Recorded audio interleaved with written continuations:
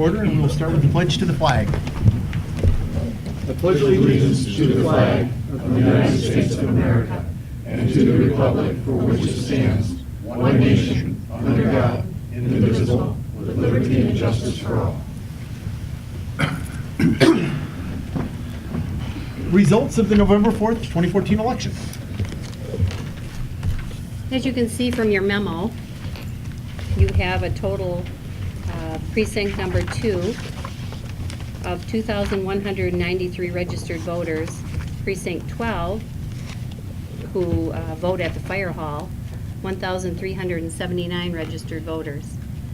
And in the election that we just had, the total votes for Ron Cumbo were 560, Mark Duff, 695, John McGee, 882, Ed Sinkowitz, 657, Michael Stack, 778. So the 3 people that will be receiving a 4-year term expiring November of 2018 are Mr. McGee, Mr. Stack, and Mr. Duff. A 2-year term expiring November 2016 went to Ed Sinkowitz. I think we should swear us in so we can start making motions. So would you please maybe stand and maybe come to the front? Actually, the camera.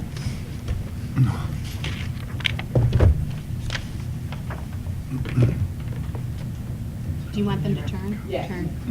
That way? Oh, I wanted to come. You don't have to turn. Yep, go ahead and turn. Turn towards the camera. Okay.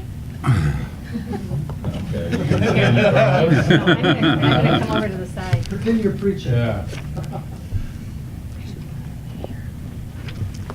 Just wondering if you want to get sworn in. No, I don't want to get sworn in Oh, again. you're trying to get up there?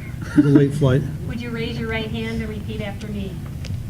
I do solemnly swear I do solemnly swear that I will support the Constitution of the United States that I will support the Constitution of the United States and the Constitution of this state, and the Constitution of this state, and that I will faithfully perform the duties and that I will faithfully perform the duties of councilperson of councilperson in and for the village of Wolverine Lake, in and for the village of Wolverine Lake, County of Oakland, County of Oakland, State of Michigan, State of Michigan, according to the best of my ability, so help me God. according to the best of my abilities, so help me God.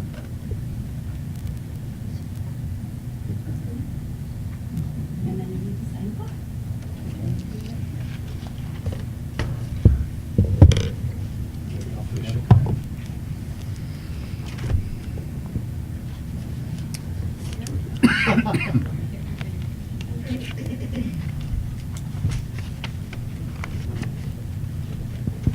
We can get one letter at a time, and then I'll get a lot of You can switch pens so we can all have a pen too, right?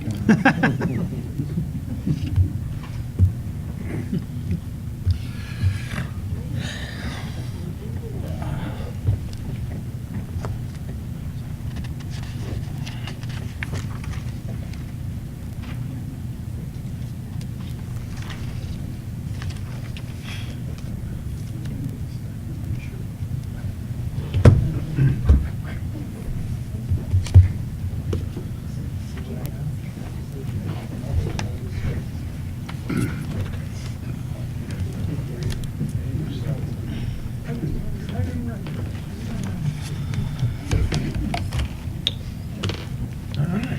Introduction of family members. Do folks have family members here? No family members. I do. Back in the back row is my wife Monique. Well known, I think, almost all of you now. All right, with that, let's proceed to the roll call. Sinkowitz.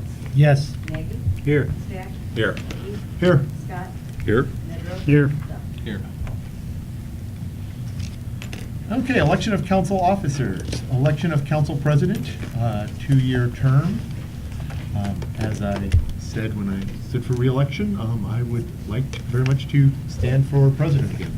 I'd like to make a motion for John McGee as president of the council. I second that motion. Thank you. We have a motion. We have a second. Further discussion? Makes sense. Carry forward. I accept it and will continue to try to do my best up here. Let's get a roll call vote on that. Nagy, Yes. Stankiewicz, Yes. Duff, Yes. Nedrow, Yes. Scott, Yes. McGee, Yes. Stack. Yes. Can't vote for yourself. Yes, I can. Yeah, I can. And I did. Voted for myself on Tuesday, too. Okay, election of Council President Pro-Tem, 2-year term. Mr. President, I enjoyed the position, even though I wasn't called to duty very often, but I would consider continuing on as pro tem. I'd like to see you continue as Pro-Tem. Do I hear a motion? Make a motion to Red Sinkwitz to be President Pro Tem. Second that.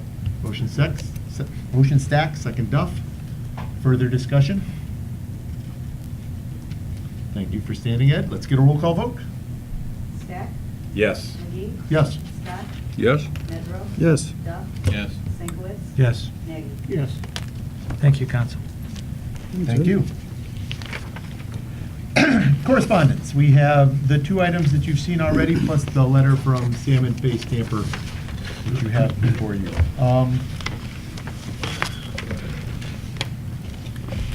Might be easiest if we just take these one at a time. We have the Kids Cancer Connection request for a resolution. Do we want to take any action on that? For the Childhood Cancer Awareness Week, correct? Childhood Cancer Awareness Week. As soon as I can find my spot in my book. And as you can see, there's a sample resolution prepared for you. In the back.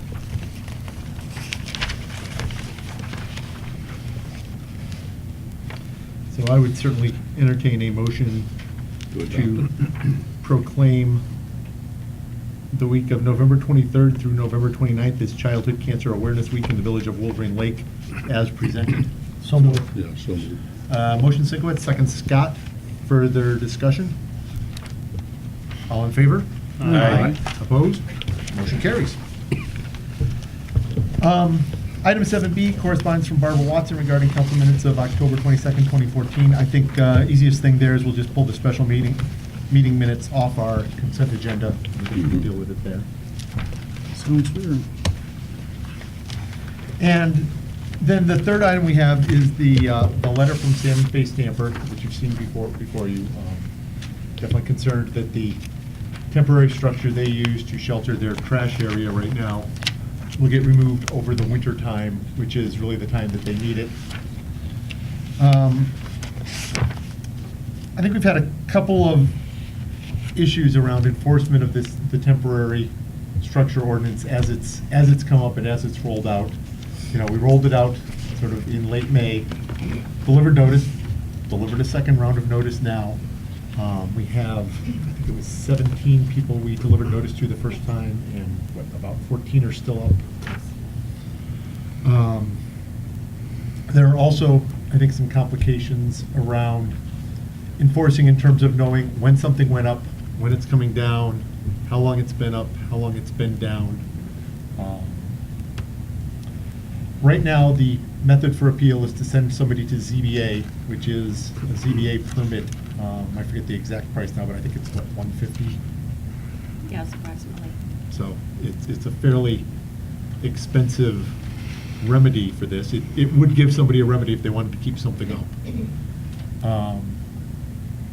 In terms of enforcement, I did talk with our administrator some about potentially getting a permit process together. So you could come in, pull a free permit to apply, or sorry, pull a permit to have a temporary structure. Then we have some way of tracking how long it's been up, how long it's been down. The alternative is having our code enforcement officer essentially going around maintaining an inventory of temporary structures in the villages, which really is very practical. In terms of Salmon Bay, I've talked to them quite a few times about this issue now.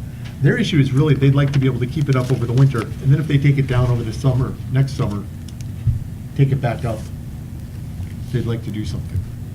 Having brought all that with the item on correspondence, we can add temporary structures to the agenda later on, talk about it in some depth, decide what to do with it, if we want to send it to planning perhaps to work on the enforcement and permit structure. Mr. President, currently, and Sharon would probably know, is our current code enforcement officer keeping track of when he first spots them and then gives them their time frame? We did that in May when the ordinance went into effect, but it's very difficult for him to go around every week to figure out who put one up or who took one down. So when he Well, went around, well, he'd have to, he might not, I mean, he only works 2 days a week, so. No, but I mean, if you saw one at a certain house, you have the address and you have a Yes. date. Well, if you saw it, Yeah, well, I go understand. up or come down, yeah. Yeah. Well, also because people take them up, take them down, put them back up. It's difficult to know how long it's actually been up in that one place. They can have a temporary storage 180 days in a calendar year. Oh, it's not consecutive, so they could put it up for a month, take it down, put it up for a month? Oh, Yep. yeah, yeah, yeah. 180 days. That becomes a nightmare. John's got it. I believe our captain has. And and the police department have also talked to several about this, several different residents who have taken them down. They might have been counted in May, but they've taken them down over the summertime and recently put back up. The second letter went out to them again, and they said, well, we just put it back up. We had no way of verifying if they had actually taken it down over the summer. So therefore, it does come into play. They stated it was taken down for 4 months during the summer, and now it's been put back up. We can't verify. That would have them perfectly legal Yeah, under the exactly. current. And the problem comes is, they're at a loss of, well, what do we have to do? So that comes into play, so. I'd like John to Mhm. pull that item and put it on the agenda and talk about it later. Okay, so when we get to additions to business, I think we'll put it there. I think let's have some discussion around it. Mr. President, I should have said. Whatever. Okay, well, I think that brings us to correspondence. It does bring us to additions to business. We do have a few of them. I'd like to see us add 15A6, elected official training.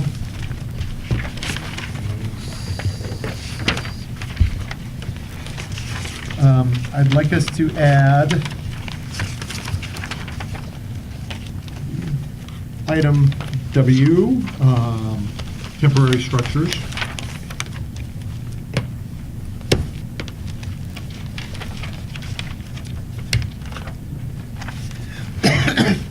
And I'd also like us to add item X, closed session after item 20 to go into discussion involving an attorney's opinion.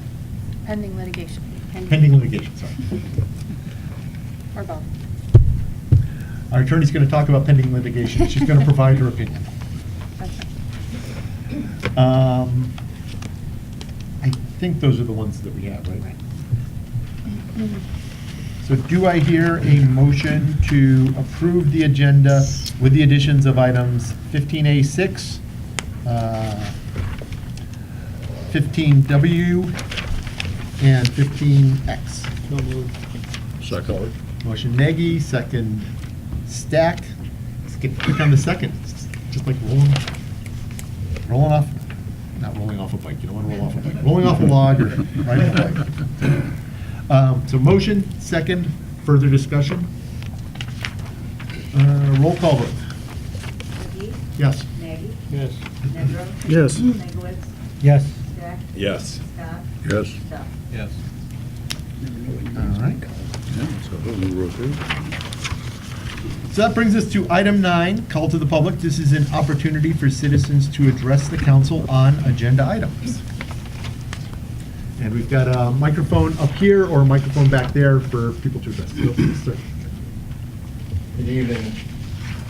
Richard Walter, H5 Dunnery. And make sure you talk into the mic a little bit. Really? Yep. Can you? Our vast internet audience. All righty.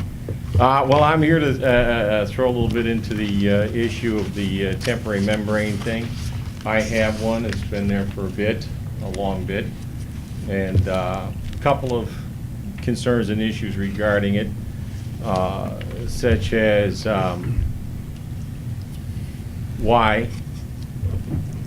I mean, if you're going to have this ordinance, give me a sense of why. If it's affecting 17 people out of the entire village, it's got a sense to me of smacks of spot zoning. I'm concerned about that. It's also that, you know, I have it because you guys sort of made me get it. When I rebuilt the roof and I had materials there, and it's like I have no garage, I needed some place to store materials, so I stored them outside, stacked real neat, and then I get a violation saying you got materials here. And it's like, well, you know, I can put some behind the fence, but then there's issues. Well, so we got the building. Now, I know that mine's not the best looking temporary membrane building in the village or probably anywhere else in Michigan, but it is what I have and it's what I use. I've just, you know, if you had an issue and you're going to bring it before the board to create an ordinance, it seems to me that it's incumbent upon you to notify the stakeholders. That's something I'm sure you hear in your little planning classes and such. I'm one of these stakeholders. And since the stakeholders here are so small in numbers, it would not have been terribly difficult to call up and say, hey, could you show up and let's discuss this? What motivated you guys to even begin this? I don't understand.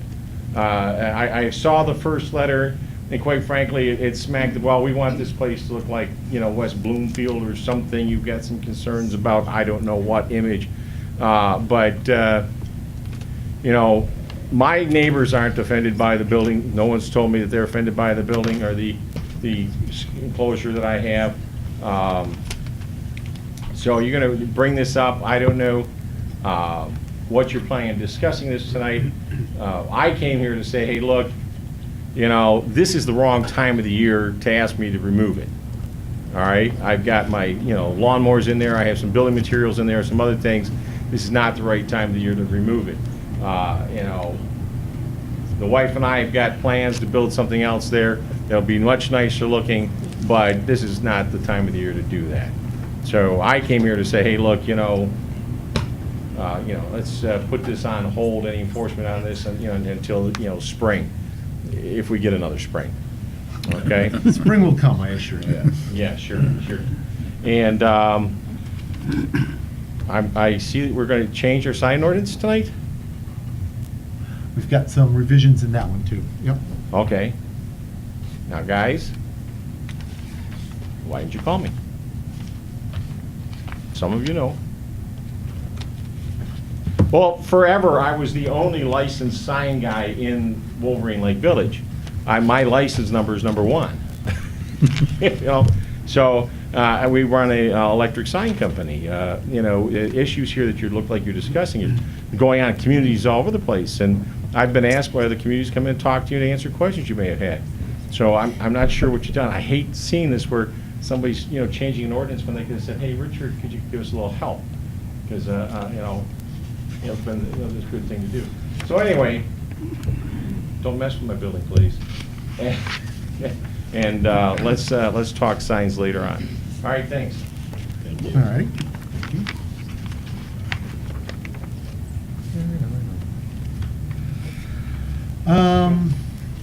Okay. Let me take Sam next. I think we need somebody to bring the microphone around to him. No, we've got one. We've got a portable one. Who's next? Right here. Right there.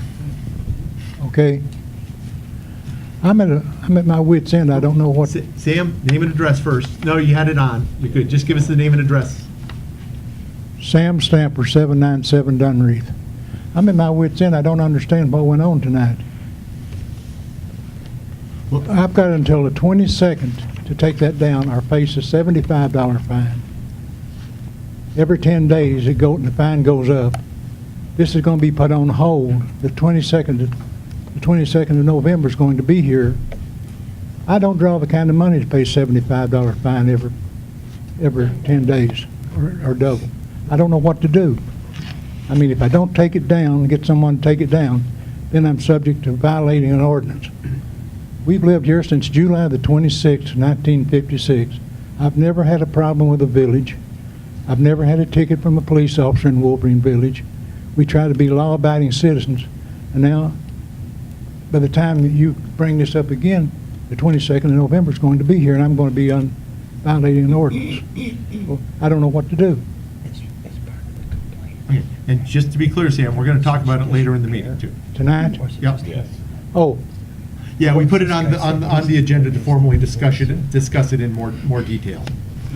evidently these hearing aids I've got in tonight must have been made in Japan. No, China. Thank you. Yep. Anybody else first call to the public? Good evening, Bob Malik, 16. Bob, let's get you the mic. Yeah, I don't need the mic, you can hear me, but first thing, I'd like to congratulate Mr. Sinkowitz, Mr. McGee, Mr. Stack, and Mr. Duff on their election to this council. Next item I have a question on is item 15C, which is the bridge on the walkway. I'd like to know if there's a chance that the public could be involved in that. Well, we're going to get a report from it on the engineer. Okay, well, when it comes up, I just might have some comments. I'd like to know if there's a chance. I think And council's last gonna but be not open to it. least, Mr. Duff, I'd like to ask if I may, without putting you on the spot, I don't think a lot of us here are familiar with you. If you could introduce yourself and kind of let us know what your goals and plans are here for the community. Being the new man on the seat, and there's been a few of us out here that have sat there, and we'd just like to hear a little about you, if we may. Okay, and actually, just to Thank make it you. clear, so as not to set precedent, call the public, usually a time for the public to talk to us, not have a lot of dialogue, but I will make an exception here. Mark, would you like to answer that? Certainly. Mark Duff, 2145 Newport Court. Lived in the village since '09, and Yeah, we can't hear you, I'm sorry. sorry. 2145 Newport Court. I've lived here since '09, and I felt that I wanted to get more involved in local government to basically try to better myself and the community and people around me. I work for a spring and stabilizer bar manufacturer in Wixom at their R&D facility, and I do project management for them, dealing with a range of different projects, problems, stuff like that.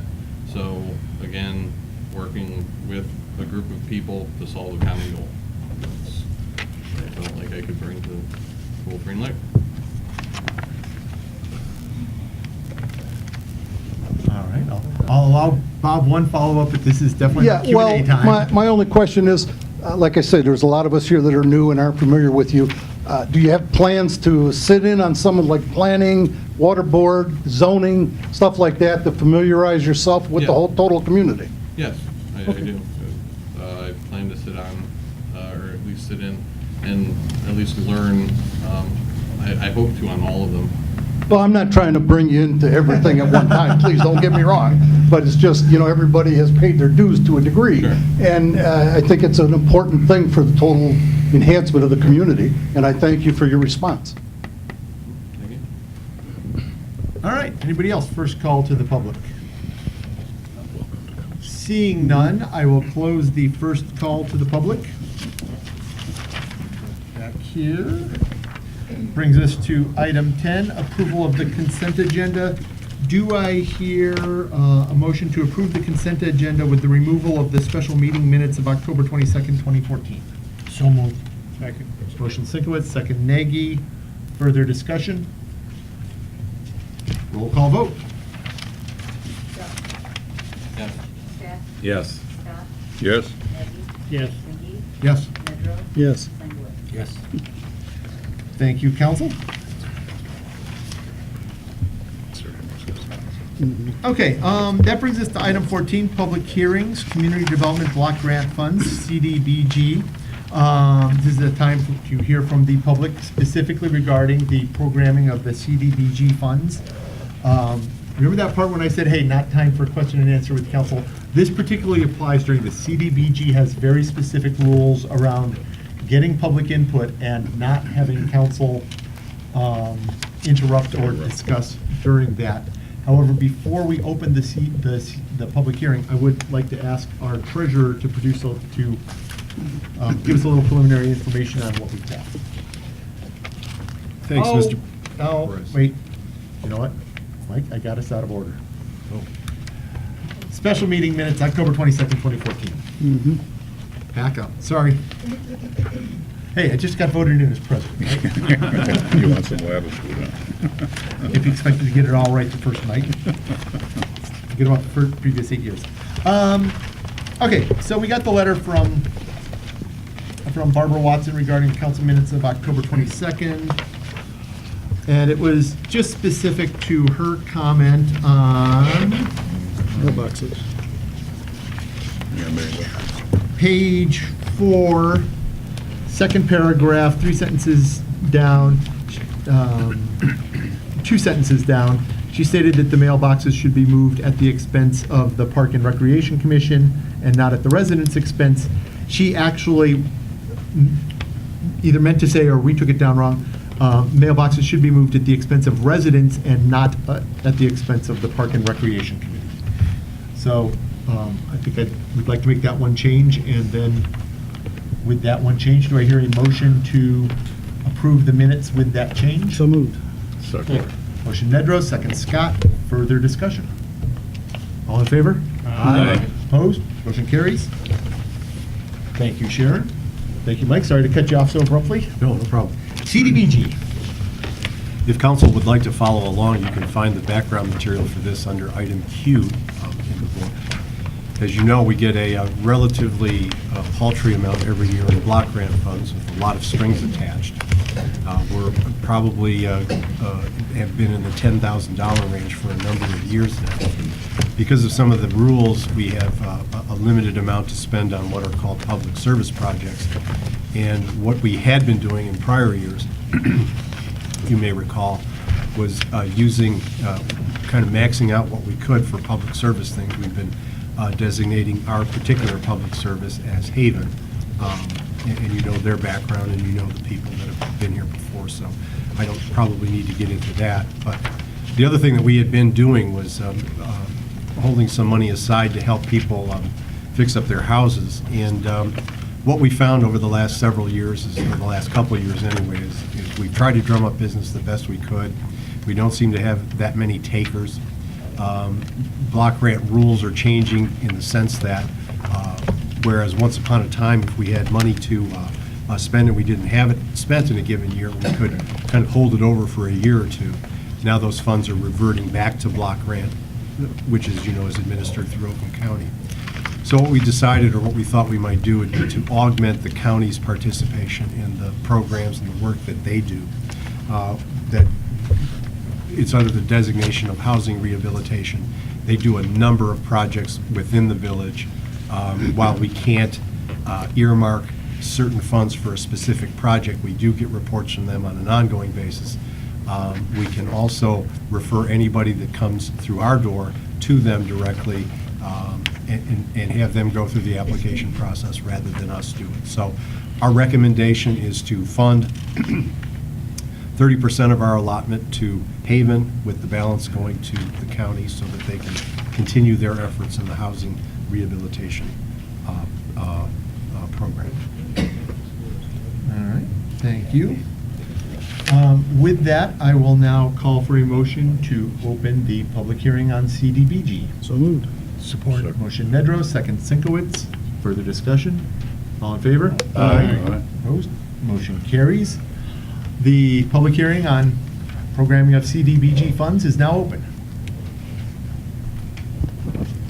Seeing none, Motion I would entertain closed. a motion to close. Support. Motion Nedrow, second Stack. Further discussion? All in favor? Aye. Opposed? Motion carries. Thank you, council. Thank you for remaining perfectly silent during our CDBG hearing. Mr. President, when we get down to Q, are we going to go into more discussion about this? Yep, yep, that was just for the public hearing, and as always, whenever we do a I public had hearing, a comment and an idea. giving folks a little more information before they speak, if they are I will wait. here to speak, is always helpful. Okay, let me get this back. Got my So.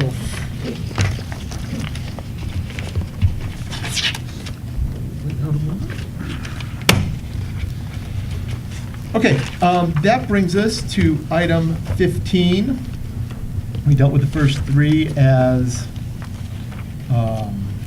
under consent. Item 4, designate signatories to village funds. Mike, you or Sharon want to talk on this?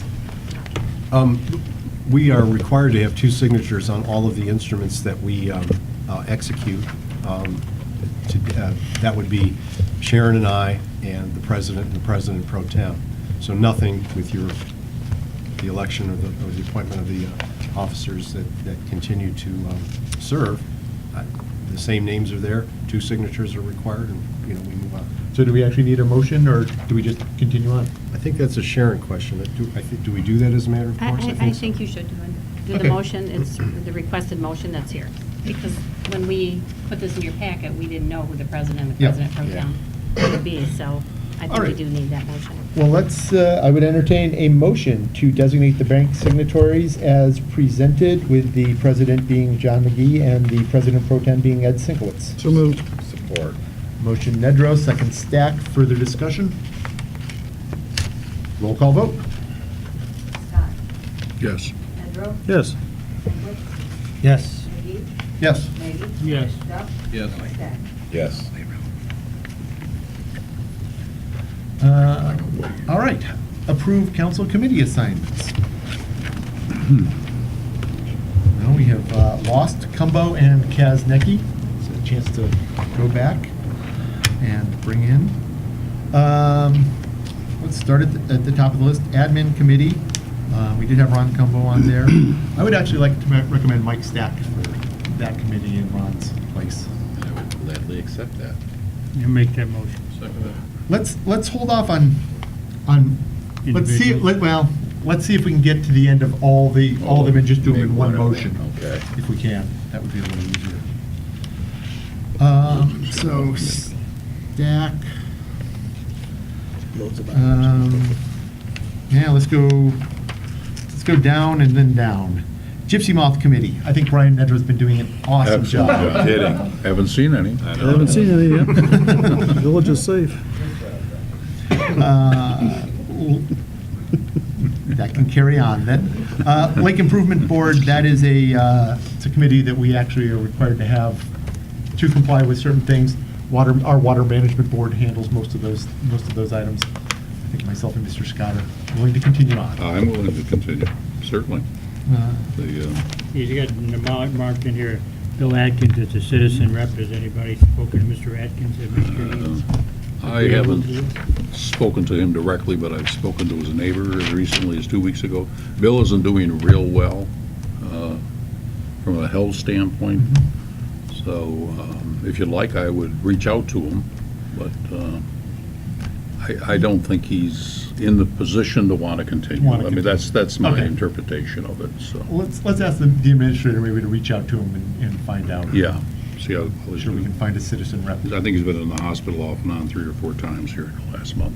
Oh, I didn't know. And Is it's his supposed to neighbor- be a Water Management Board recommendation, so Yeah. if he's not available, then. I'll bring him in, okay. Or I should say, find somebody else at the water board level at the meeting, okay. Liaison to Water Management Board, currently John Scott. I think he's been doing a good job there, and he's been really involved in a lot of our ongoing projects, so. Thank you. Liaison to Park and Rec, that was Pam. I was thinking, actually, our new member over here, Mr. Duff, might be a good liaison to Park and Rec. Sure. Think so. Great. ZBA, Pat, you willing to continue on there? Let's find another volunteer. Just get it. Helpful. It's Check mark, I guess, right? been interesting. Seeing none, Planning and SEMCOG. Brian, I assume you're willing to Sure. continue? MML Legislative Coordinator. Sharon, I think we'll continue there. Lakes Area Youth Assistance. We did have Cumbo and Nedrow splitting the duties. I think we have, and Sharon splitting the duties. I think we have an excellent representative over there. Back over. So I'd like to see us move Stack over, or back, I should say. Yeah, back. Since moving him there in the first place was what got them to take him from us. Yeah. And then they looked at him for a while and they said, go back, go back. Negotiating committee. Currently Ed, Ron, and Brian. Ron is out, so we're going to need a new person on negotiating. I'll volunteer if nobody else wants to. Same here, I would volunteer. John? I think maybe John might be a good Okay, candidate there. That's fine. Great. Thank you, Council. Newsletter, internet. Miller, Fredericks, and Nagy. Haven't done anything in a year or so. It's one of those like Gypsy Walk. No, Gypsy Moth, we haven't done anything for 10 years. Yeah, I was on that. Well, I mean, we have made some progress, though. Yeah, Yeah, we have that. That's true. yeah. Police hiring board, I think we'll continue on with Miller and Ellsworth. Water billing review board, for those who don't know, that's another one we hold in case of disputes with Mhm. water bills. John, willing to continue? Certainly. Bob, willing to continue? Oh, yeah. He's drinking We haven't water had a right now. dispute in a while. He's reviewing it right now. He's reviewing it right now, yeah. Okay, WACA, Jerry Mitkowski has served in that role for quite some time. Administrator Miller has been our alternate. It is, we're going to have some discussions going on as to how long we continue to be involved in WACA and what format, but I think changing that now would probably not be a good idea. As long as we're willing to carry on while we're there, Jerry. You want me to speak on it now? No. We'll talk about, we've got that on the agenda for later. Okay, no, yes. Thank you. This is just keeping you as our rep.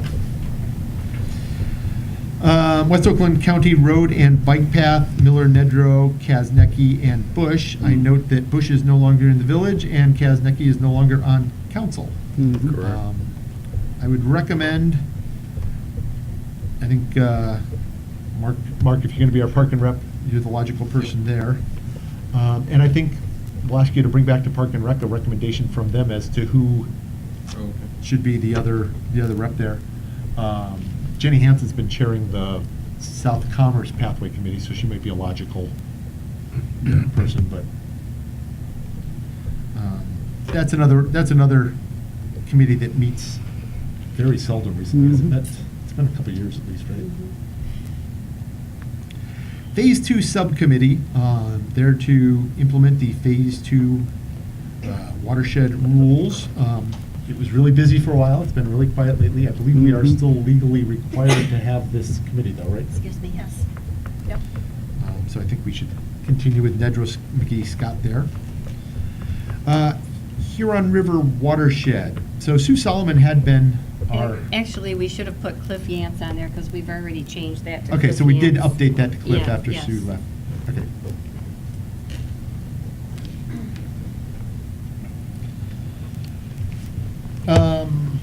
Audit and finance. So currently we had conduct non-voting, Miller, Sinkowitz, Scott, myself. We had some discussion around it last time, so we've got 3 council members on now. And we also had Brian Lindman as a citizen alternate. Yep. Mhm. And Mike Stack and Bob Malik as the regular members. So, And you was the alternate. and I was the alternate. Council alternate, yes. I was the council alternate.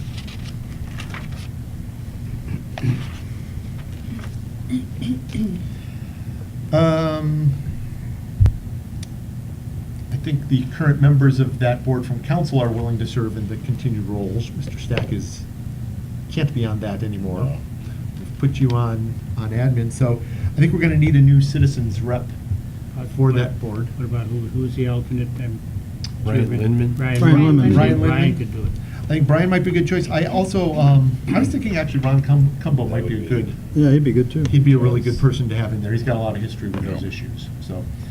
He's out of town, he's in Vegas right now, so I haven't had a chance to ask him if he'd like to come back in. At a work conference, I assure you all. Again, fitting, finance and all.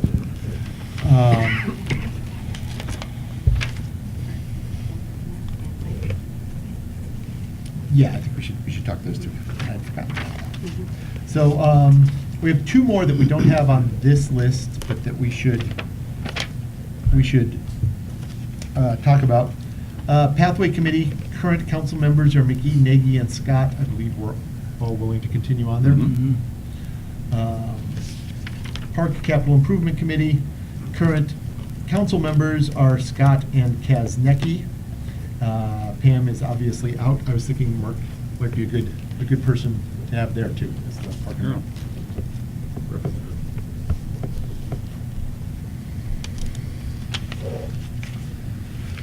And I believe that is all of our council assignments. So if we are set with those, I would entertain a motion to set the council assignments as discussed. So moved. Motion Duff, second Scott. Let me get a roll call vote. Sinkowitz. Yes. Nagy. Yes. Stack. Yes. McGee. Yes. Scott. Yes. Medrow. Yes. Duff. Yes. All right, thank you, council. Item 6, A6, elected official training. We sent this along to our newer council members, but I had actually noticed it and intended to volunteer myself for a refresher. So Michigan Municipal League does elected officials training. Their 2014 schedule is November 17th in Southfield. After that, they get further afield, November 19th in Paw Paw, December 1st in Ann Arbor, December 4th in Grayling, December 10th in Frankenmuth, and December 17th in Lansing. Forget your honey, The cost, I believe, is $90 a piece for league members. And I'd like to attend. I don't know if either of our new guys can make one of those dates or would like to go. Is that an all-day affair? The 17th? 17th, is that a Sunday? I mean, a Saturday. Might be able to. Monday. I'm Monday. traveling I around. can contact. 2 days into the hunting season, that was really planned smart. There'll be a lot of women there. Then maybe I will go. You didn't see that, Mary. There's Or hear that. Yeah, if you notice, most of the local Yeah. bars will be packed. There are other times. I'd like to do the Monday one, and I'd be happy to drive us all over if anybody else wants to go. Do I hear a motion to, and we do have training budget, council training budget still available. Do I hear just a motion to approve council attendance at MML newly elected officials training? So moved. Support. Motion Duff, second Nedrow. Further discussion? Seeing none. And we probably should add in at a cost of $90 per class. So with that friendly amendment, $90 per class. Per attendee. I am just not on top of my game tonight. Your game will come back in. It's the Monday night thing. I don't know. What, football or what? The 7:30 thing. No, he doesn't want to miss Gotham. He's missing Dancing with the Stars. Not Dancing with the Blacklist. Stars. Blacklist. Yeah. I'm letting the peanut gallery get their shots in, and then we'll do our roll call. Okay, roll call vote. Nagy. Yes. Sinkowitz. Yes. Duff. Yes. Medrow. Yes. Scott. Yes. McGee. Yes. Stack. Yes. And if you could just contact me and let me know which one you want to attend, I can register. That was the 17th in Southfield, is that what you said?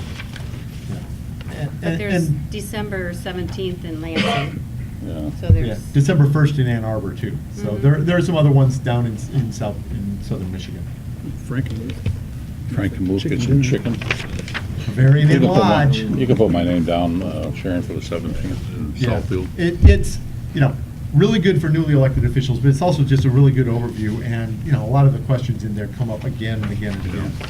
Which is why I wanted to go back, because I keep getting asked about them. Like, it's been a while since I've taken that. 17th. I mean, for the 17th. Okay. Brings us to item B, one of my favorites of the year, though everybody else. Audit presentation, year end, June 30th, 2014. I'll let Mike introduce, and then we'll go to Rena. Council, Raina Emmons has been our auditor for 9 years now. This is the 9th consecutive year that her firm has done the audit. This will also be the first year, since most of you have been around, that we have a very, very moderate, very almost infinitesimal dip in fund balance and general fund balance. The good news is that we planned for that. It was nothing that was unexpected. And it's really, there's really, I don't think, any significance to that other than our 7-year streak has come to an end. But with that, we'll turn it over to Raina. She does a great job every year. She's got the charts and the audit itself in draft status.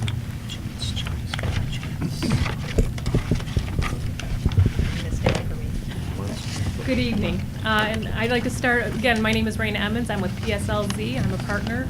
And it is my pleasure this evening to present to you the village's annual audited financial statements for your fiscal year ending June 30th, 2014. I would also like to start and congratulate new members of council and welcome aboard, and to the returning. Thank you for serving. So I guess I want to start out tonight saying, boy, we got a lot done this year, and moving into fiscal year 15 as well. And that really speaks highly for the village overall. I hope that the residents see that, and council as well, because that doesn't happen by accident. That a lot of projects being accomplished, it's a teamwork effort. You have really outstanding department heads and your administrative staff. All work very diligently. They do a great job, and I say that in comparison to a lot of communities. We get a lot done here, and also appreciate the council's professionalism. You keep the bar high, and that really, I mean, it really shows off. I just want to reflect on that and let you know that from just being out and about. I did bring charts this evening, and just very quickly, I'm gonna go through them. The first chart is a pie chart, and it's basically the breakdown of your revenues. There's really no change from the prior year. We didn't have any significant revenue sources or changes from the prior year. I'll get into more specifics when I get into the actual financial statement highlights. Expenditures, the only change there really, it's again a pie chart. The village's significant expenditures are always public works, and so DPW and the police department. And that's still the same, other than the makeup is a little bit different this year because we did add some extra pension obligations that we paid in for the police department. So police increased a little bit this year. That's really the only reason why, but it's pretty much business as usual. Third chart is general fund balance, and Mr. Koenig just was alluding to that. I think it's a healthy trend. And just a real slight dip this year in fiscal year 14. The final chart is state shared revenue. No surprise to anyone on council, but I think it's always helpful to see it in color in a bar chart. That going back to the good old days of 2002 and that, when the village received constitutional and statutory state shared revenue, and that. It's been a trend that had been declining, for a number of reasons. In the last 6 years or so, it's really economic reasons. Over the past 14 years, there were, politics involved and all that as well. But with the economy coming back, and the state is also encouraging local units to provide a little more financial information to the public. So with that, we are they're incentivizing a little extra of the state shared revenue, which the village does participate in. It's extra work for your staff, of course, but they rise to the occasion and provide that, and we get a few extra dollars here at the village because of that.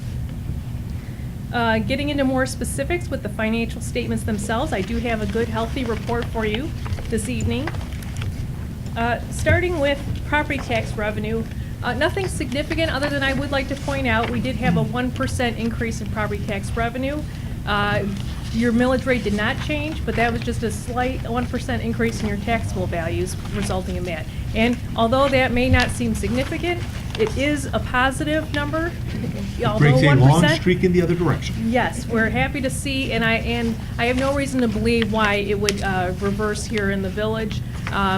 You are keeping pace with most of Oakland County, so we're poised here in Oakland County.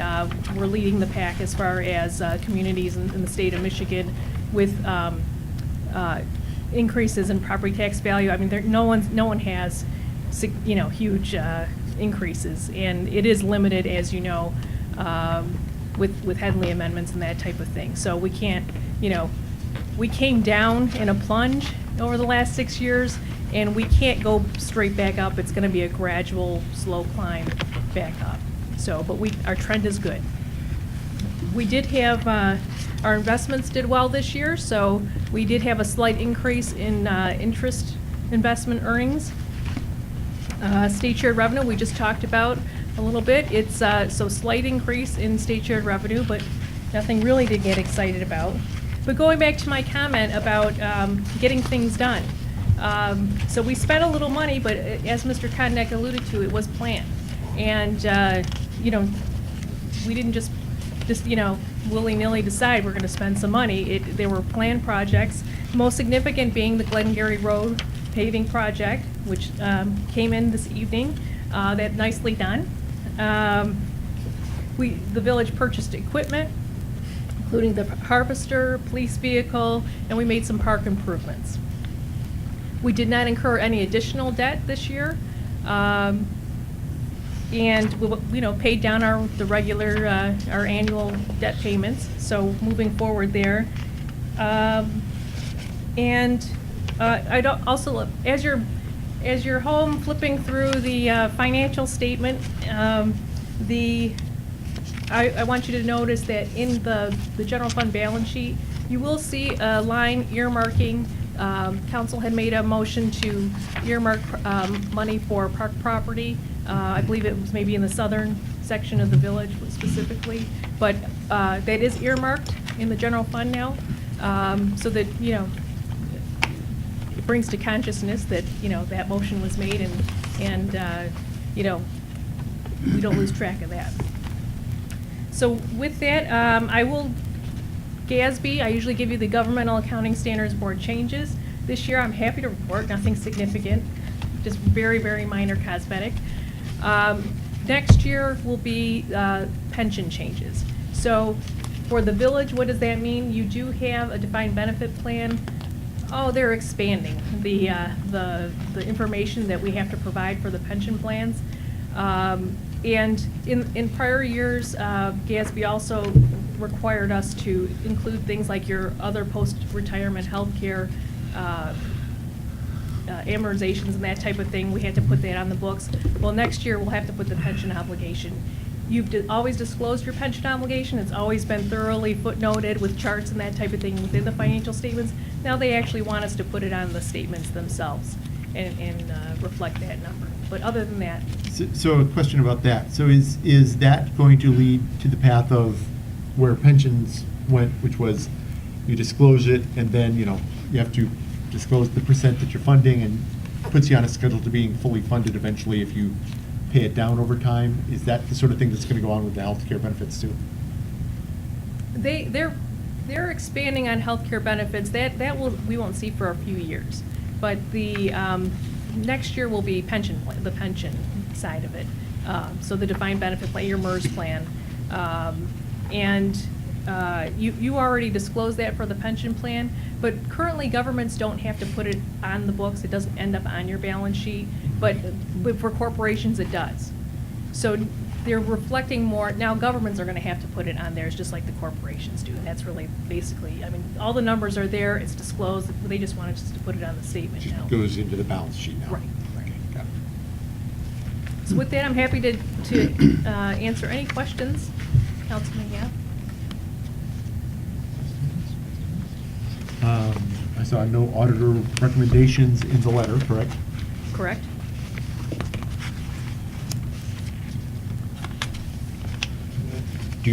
Looks good to me.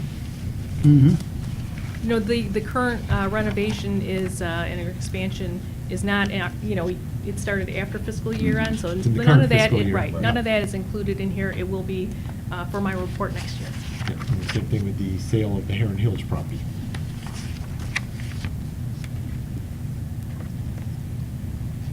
All right, I think I would accept a motion to accept and file the auditor's report. Support. Motion Stack, second Nedrow. Further discussion? Let me get a roll call vote on that. Stack. Yes. McGee. Yes. Scott. Yes. Nedrow. Yes. Duff. Yes. Stankiewicz. Yes. Nagy. Yes. Thank you, council. Thank you, Rand. Thank you. All right. Such a nice, dull auditor's report. That's how we like them too. There was a time when they weren't dull.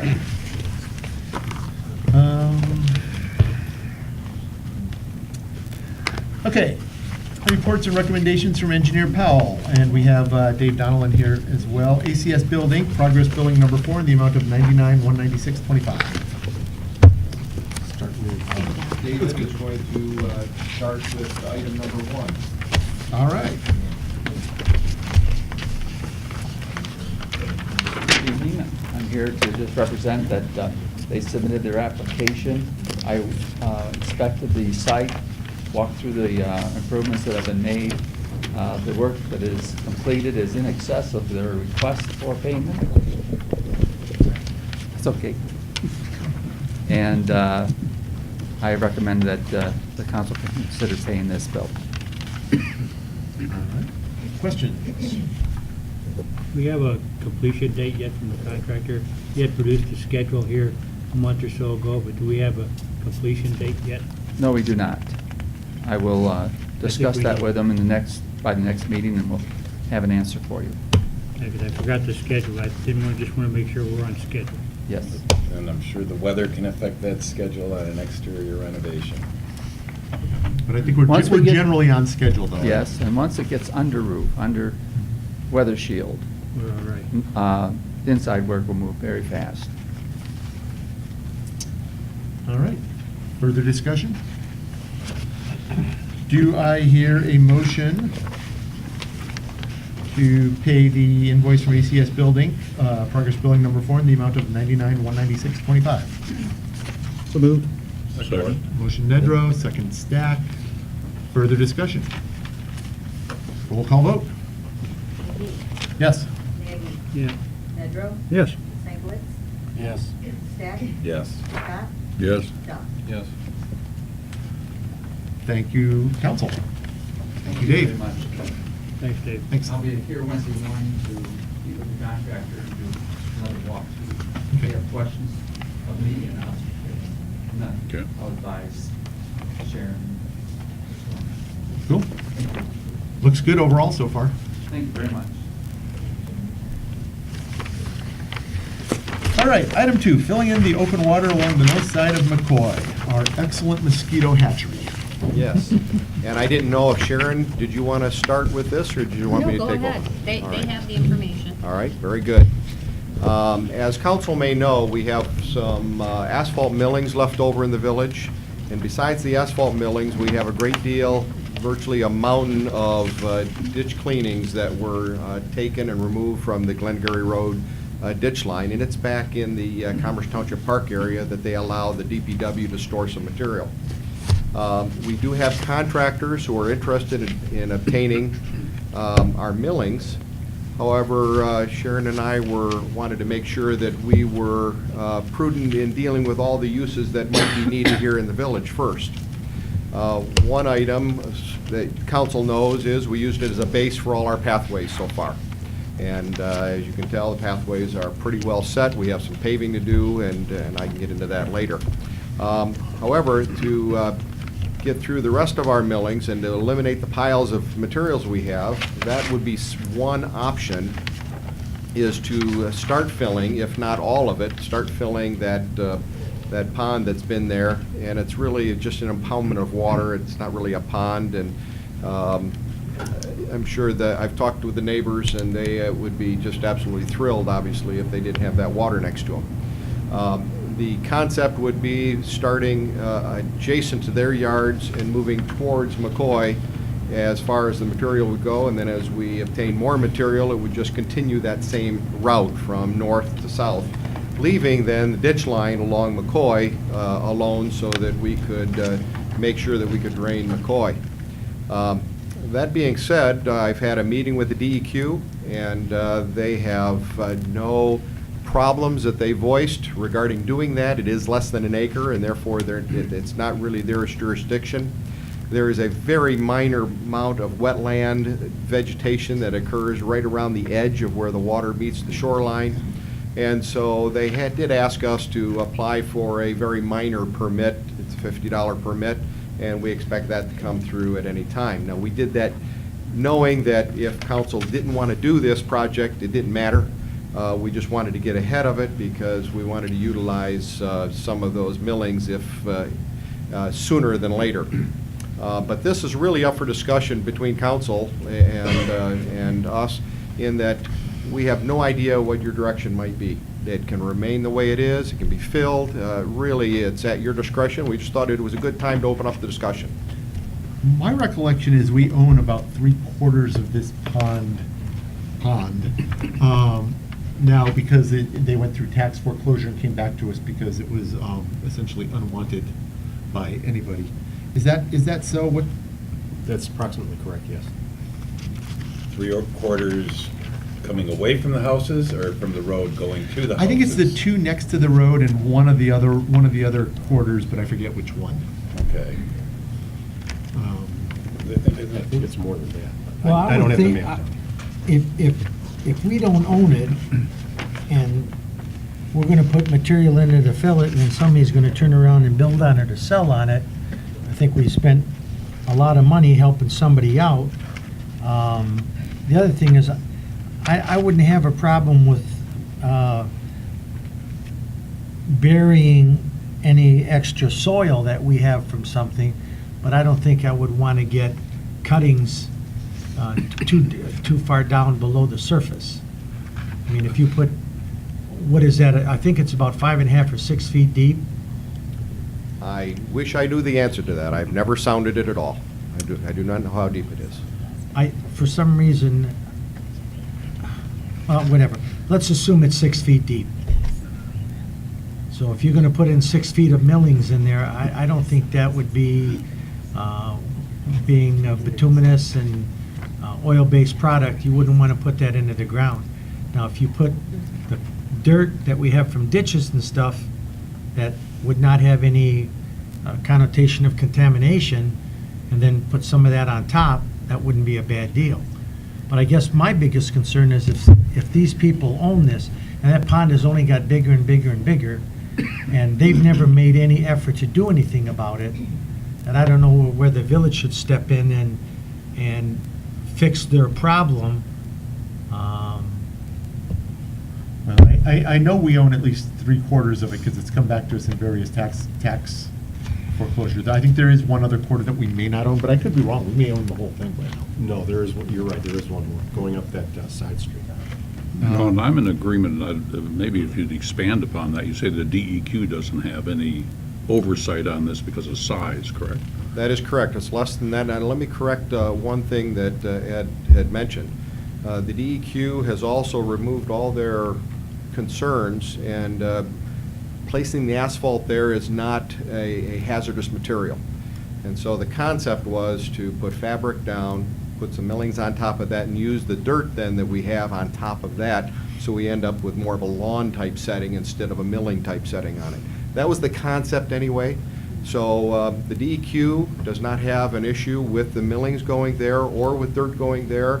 It is just strictly how we might want to proceed, if we do want to proceed at all.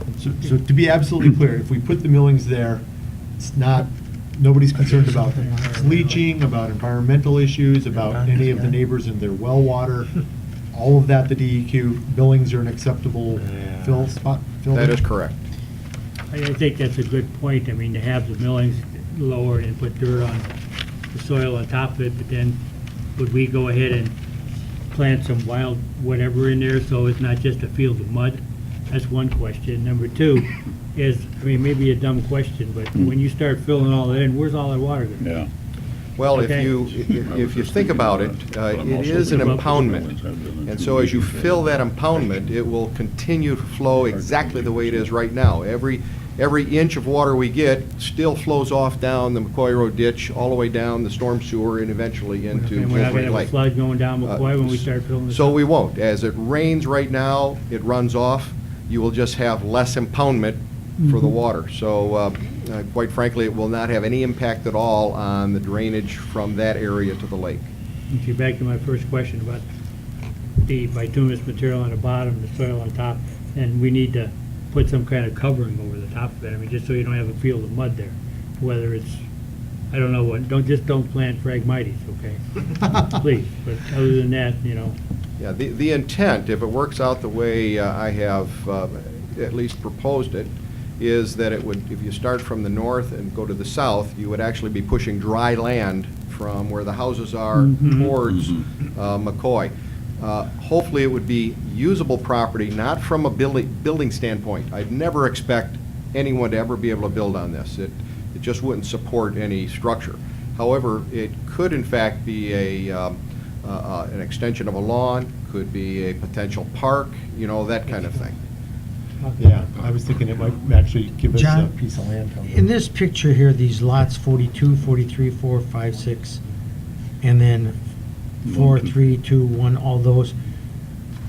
Now, the homeowner, what do they own? Is their house on 42 and 43? Mike, have you contacted all the property owners? I have contacted the property owners, and they are ecstatic, anything that could be done with it, but I apologize, I don't have a handle on which lots are theirs and which lots are ours.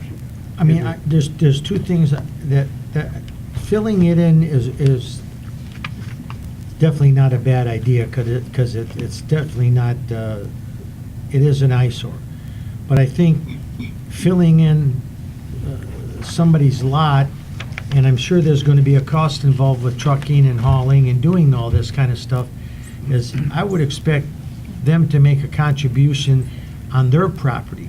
And as far as you say, there's no place where you can't build. If you had 20 feet of peat, then you would put a piling in 25 feet and you could build a house. You are So whatever correct. we're going to do with that, I don't want to have the village spend a whole bunch of money and say, hey, well, that's mine, thanks a lot, I'm going to put a home. Then it's very possible we can talk to them and see if they wouldn't deed that property back to over to the village before any work is done. There's a good place for one of our Foxford. Phuket parks. Yeah, I think that would actually be a pretty good location down there. But I would want to make sure that whatever we do on there, that if we're gonna fill in lot 42 and 43 and give this guy all this nice yard, and it's been like that since at least for 41 years, and he hasn't done a darn thing, then I think they have to, the people that living there and have a home on those lots, they have to pony up their share. We'll do the rest, but I want to make sure that if we do this, that this property just doesn't, somebody turn around and say, hey, look what I got now, I'll build a lot and I'll sell it for $10,000. And secondly, we've had enough experience in this community with the DNR. And bearing, you tell me, what is asphalt made out of? Well, it's... Oil, tar, petroleum products. And stone, sand, yes. The sewn in stand is fine, but I think well, we're taking a chance, but Well, can we get a letter to the effect from the DEQ that there is no exposure to either our citizens or in general legally to doing that? I actually tried to do that. What they did, they sent the act that specifically says that asphalt has been removed from the hazardous waste list, and so, and question whether or not it was ever on there, because it is a naturally occurring product. But bottom line is, it's not controlled by them, and they had no jurisdiction over whether it went in or not. Now, that's certainly up to us, certainly up to council. So That is... I think there may be a difference, though, between no jurisdiction and tailings. absolutely confident that it's safe. Yeah. Their biggest It's issue is absorbing not oils the and product gases. itself, it's what impurities might be in that, and nobody can answer that unless we have it all tested. So before we did anything, we may want to actually take it in, have it tested, and break it down to find out what actually products are in that, in that milling, and see whether or not the DEQ has any item in there that is prohibited. Yeah, 'cause Yeah. we had enough All kinds issues, of I would not leaching. bury- stuff leaching I into wouldn't bury a people's shovel water full of that. Yeah. here on the village property, okay? You know, for the tanks we've had, I hate to have it, if there's an issue leaching, I don't know how many people Yeah. around there have well water. Individual wells. The DEQ's position is that Some milled of them asphalt is shallow inert. wells, too. It's been bound there so long that it no longer leaches, and so that is their position, but we would want to confirm that from a testing lab. So I just want to add,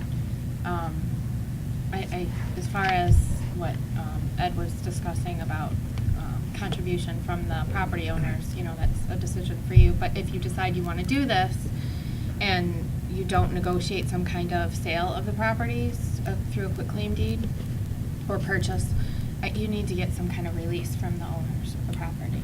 Yes, I totally agree.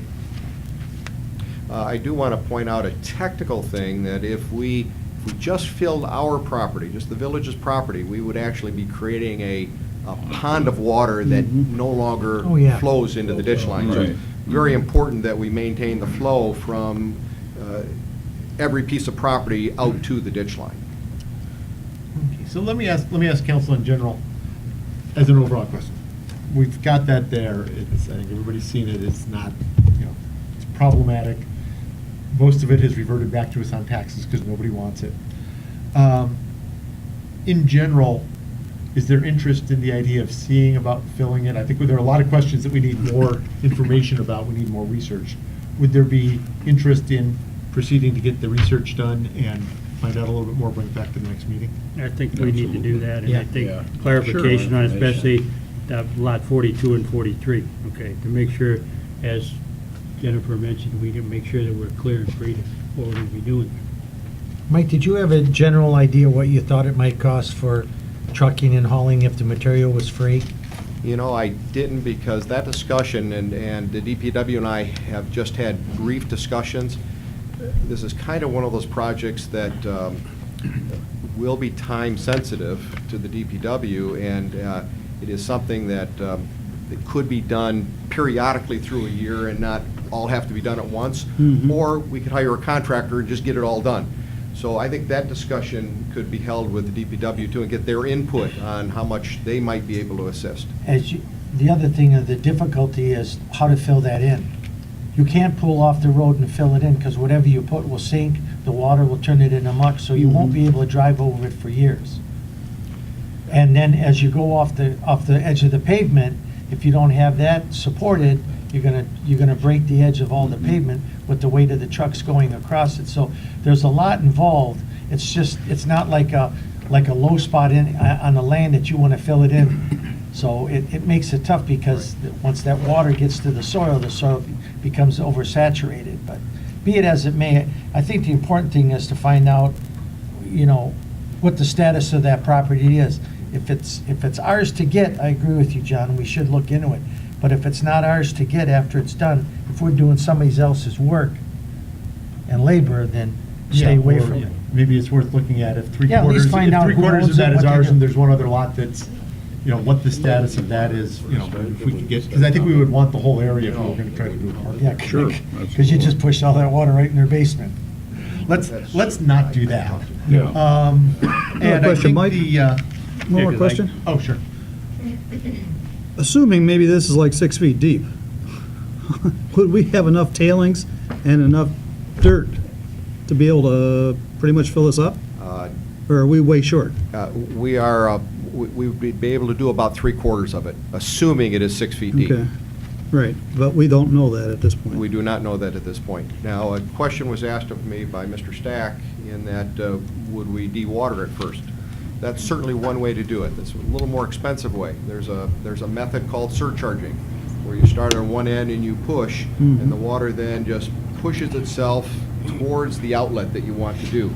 That's the least expensive way to do it. You're pushing a relatively dry pile towards a wet area, and you can just fill a hole that way as well. So there are a number of things that I would want to bring back to council to address all these issues. Yeah, I mean, that's one issue, and then, like you said, you would start on the north side and work south. So you'd have to start in 42 and 43 and 4. You're gonna be encroaching on those people's property to start this. I mean, that's, you know, I don't know how you're gonna reach 42, okay, without going to the guy's backyard, either one. Can you And conveyor that's one this concern. material in? Can And- you conveyor it in? I think we need to get some No, clarification, this as is where Jennifer you said, search about that, you're putting all that weight on that that property, land right next to his house. and so you we know it's don't gonna increase get a their wall crack. home value. I guess we could do that. That's why I'm saying that we want that homeowner involved, not only physically and financially, because you bring all that dirt in there and start at his house, you start pushing it, and then he goes, I got a crack in my basement that I didn't have before. That's right. That's why you need a release. Yep, Yeah. you need to release, If he need all has the a basement, paperwork. But no. I think, as we said, the first thing is let's find out the status of that property and what, Yeah, let's get some more information about the status. A little more information maybe about the depth of the pond, actually how much material we would need. I would like to see maybe some clear information, just confirming that, you know, milled old asphalt is genuinely inert and poses no hazard, because we're not dropping it on top of land somewhere, we're dropping it in the water table. Yeah. And that's a little different. We got one other question You know for the GNR will give Mr. you a Powell. letter on Yeah. You've got a letter here dated October 14th to Mr. Andrew Hartz. Who's this guy?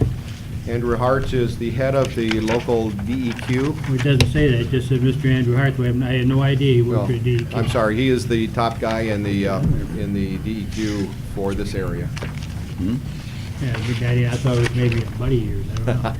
I don't know. I would like to think so, and I Well, wish you well, were I'm more. saying that we, just for clarification, Yes, I'm sorry. you have to shoot the typist. She didn't do a good job. Yes, I appreciate that. Okay. Would we I still won't be shoot her, following- though, I need her, but I'll talk to her about it. Just an old saying. Okay, John? Among the list of items that I think we've put in general discussion, testing, is that something we want to add to this, or do we want to wait until these other items? For example, land ownership, releases, and et cetera are answered, or? I think before we spend too much, probably we should get some of the land ownership and other, Okay. and release issues. Yeah, let's make sure we've got buy-in for potentially doing it. And, you know, when we get to the testing part, if it's a good idea, if it's a good project, if it's worth doing anyways, but the tailings are an issue, if that turns out to be. Yeah, then we can Maybe it's worth test. doing with clean fill, clean gravel we get from somewhere, and we ship the tailings out elsewhere. You know, it's in the water table, so I think we have to tread really carefully there. And they're probably shallow wells there. Most of those houses aren't on 100-footers, I don't think, I don't know. Probably. they're in It the could be on basement. 20 and 25-footers, so. It's an older neighborhood. Yeah. Just a general question, and it really kind of touches on this, a quick answer. The cuttings and tailings we have, if people wanted to purchase that, okay, and they don't have a truck, is it something that the DPW could load a truck up and take it and deliver it to a resident's house and bill them accordingly? I mean, I'm not saying that should be their job, but if there are people that want it, they say, you know, it's going to take me 10 pickup loads, you know, how can I get it here? And I'm just wondering if that's something that the village could do. If you know, maybe in the wintertime when things slow down a little bit. So, now, we talked about making it available for village residents who want some, and I think it's still Right. available if people want some. I think that's more of something we would have them just line up a contractor to do. I think a contractor is going to be able to do it as cheaply for them as we could, and then bill Okay. it to them. All right. Okay. Moving on. Anything else in that? I don't know that we need a motion out of that. I think we'll just get more information at the next meeting. All right, then. Item 3, restoration along Glengarry and South Commerce Pathway. As council knows, the pathway is virtually 95% installed. There are some areas that need some restoration. Some areas where we have a depth more than 3 inches, the depth of the pathway off the edge of the pathway, we need some topsoil there, compaction, and then seed and mulch. And alongside of the culvert down here at Marshar, there's some work that needs to be done there. There's a small retaining wall that needs to be done and some regrading that needs to be done. And my suggestion is to hire JJM Backhoe to be able to do that. And I've been in contact with Jeff Miller. It's very hard to discuss exact amounts, so his suggestion was to do it hourly with a not to exceed $3,000, and the village using some of the topsoil that we have stockpiled around the village to backfill it, maybe even provide the seed and some straw to be able to backfill it and keep it stable for the winter. That's one option. The other option is that maybe it's best to hold off this time of the year, wait till spring, do the restoration then, and when it will be a little more stable and the grass might grow a little sooner. And so those are two viable options, and really I'm looking for guidance from council on what you might want to do along that line.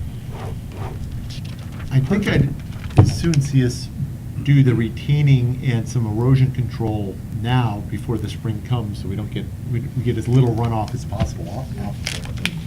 Well, like along Tampa over there, that's probably the highest one. It's probably about 6 to 8 inches. But I rode by and looked at it.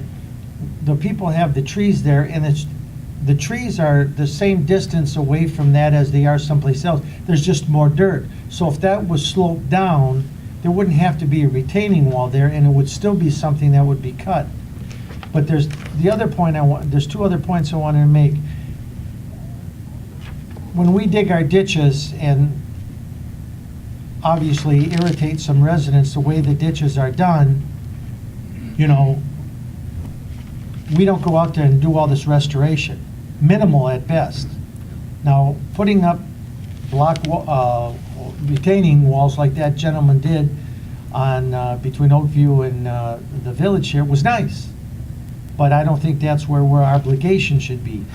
And the other thing I have a concern about is the drainage ditch or the culvert that is at the corner of Oakview across from the party store.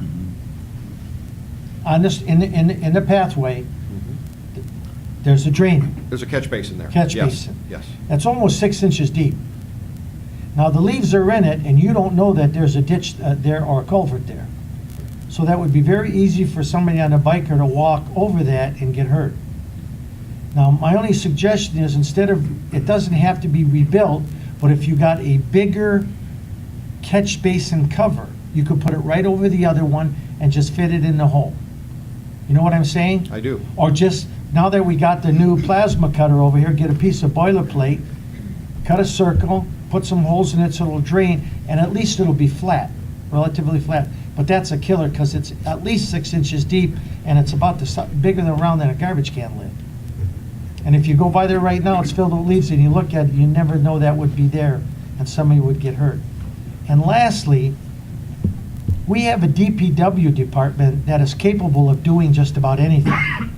They could have built this whole thing in here, and we went out and hired JJ to do it, which did a fantastic job while they're cutting a lawn at 30 or 35 bucks an hour. Now, if our DPW can't take care of this, then we're in big trouble with our DPW. There's no reason that they're not capable of going out there and doing any of this work that needs to be done. But to hire JJ again, why do we have a DPW then? I think that's wrong. We've got the people that can do it. They're very talented, they're knowledgeable, they got more equipment than he does, and yet we're having him do the work that our DPW should do. Before council takes that one up, because I don't have any control That's over just, that. that was me, not for you. The areas along Marshar and Oakview, those areas can just be graded. And I'll look at that hole you're talking about, Ed. You know, it's right in the around sidewalk. around the drain. The area east of Tampa, that homeowner and I actually discussed that. He's concerned about two things. If that slope is increased any more than that, he won't be able to mow that area, because it will go more on a 1-on-2 slope instead of a 1-on-3. And he was also concerned about undermining the roots of his trees that are there. That's the only reason that was thought of a retaining wall there. And somebody's going to donate the retaining wall units, but of course there's labor to install it. So your point's well taken, Ed, and I need council's input on that. I think that we'd have a hard time doing that one and not reimbursing the gentleman that put the original one in somehow. I mean, we told him that the restoration was on him, If he wants correct? to do bricks, yeah, You know? he had to do it, and he did. So. Actually, so that everyone understands, because I talked with him at length as well, the village owns enough property that could have been sloped up. He wanted to do the retaining wall because he wanted his yard flat and didn't want to slope up in his yard for personal reasons, and so. So there he is- elected to do the restoration there. We could have done it. We could have done a slope there, All right. correct. That changes that. Okay, yeah, that is different. And you said the blocks are being donated? That is correct. Okay. Sharon, do you have any recommendations here?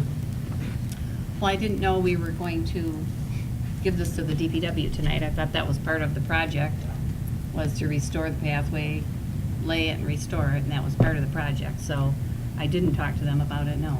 Well, and real quick, in the restoration on the whole pathway, that wasn't included in the original quote? It was not. It was No very restoration. specific what they, Okay. what it was bid for. So not one of those 10 to 20% contingency fees, was that money? Well, we put have in? contingency in the Okay. fund. I believe we Okay. have enough budgeted funds for that, but we haven't awarded that work to Particular anyone. unit, okay. Well, I would as soon see us get it cleaned up now before the snow flies. Get it fixed so it doesn't linger as some of the other items have, especially, some of the ditch Right. things we've Because discussed. a big snow like last year, that snow's gonna get pushed right to it. Yeah, or a big snow like is happening just north of us tonight. Yeah.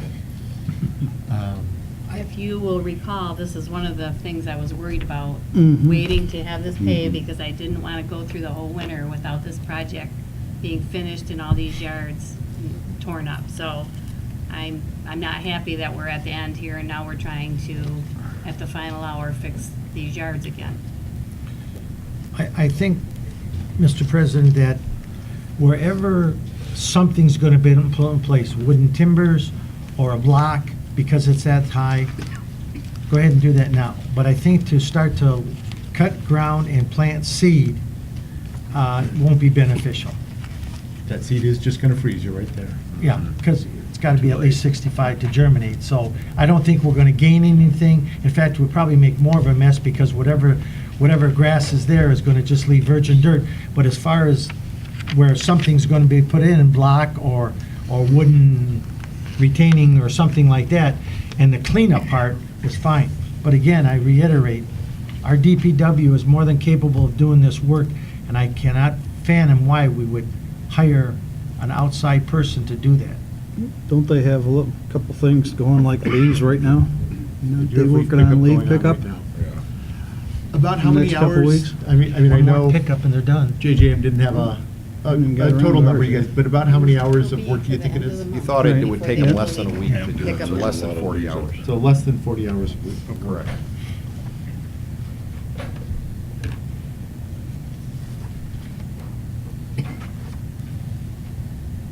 If they filled in, basically, they filled in the areas that needed to be backfilled. Did all the restoration except for planting the seed, and doing that maybe next spring, would that make sense? I mean, get the, You don't want to do any filling. The pathway is fairly stable now, even the area of Marshar. You don't want to fill that area in if you can't put seed and mulch down, because as the rain hits it, it's just going Wash to it run out. down off into the ditch line. seed's not gonna germinate. Run that by me again. In the steeper areas where you're going to do some filling Yep. along the pathway. And quite frankly, the majority of homeowners, the work was done so precisely and so neatly, there's no restoration. So I actually designed it to have the asphalt about 3 inches above the sod, because sod builds up over the years, and if you go down through the Vita Trail, the sod is above the pathway. So it's precisely the way I had anticipated it. However, there are some areas that the pathway ended up being filled higher than the 3 inches. So we have an area down along Heron Hills Parkway where they come up to there. That's a little high there.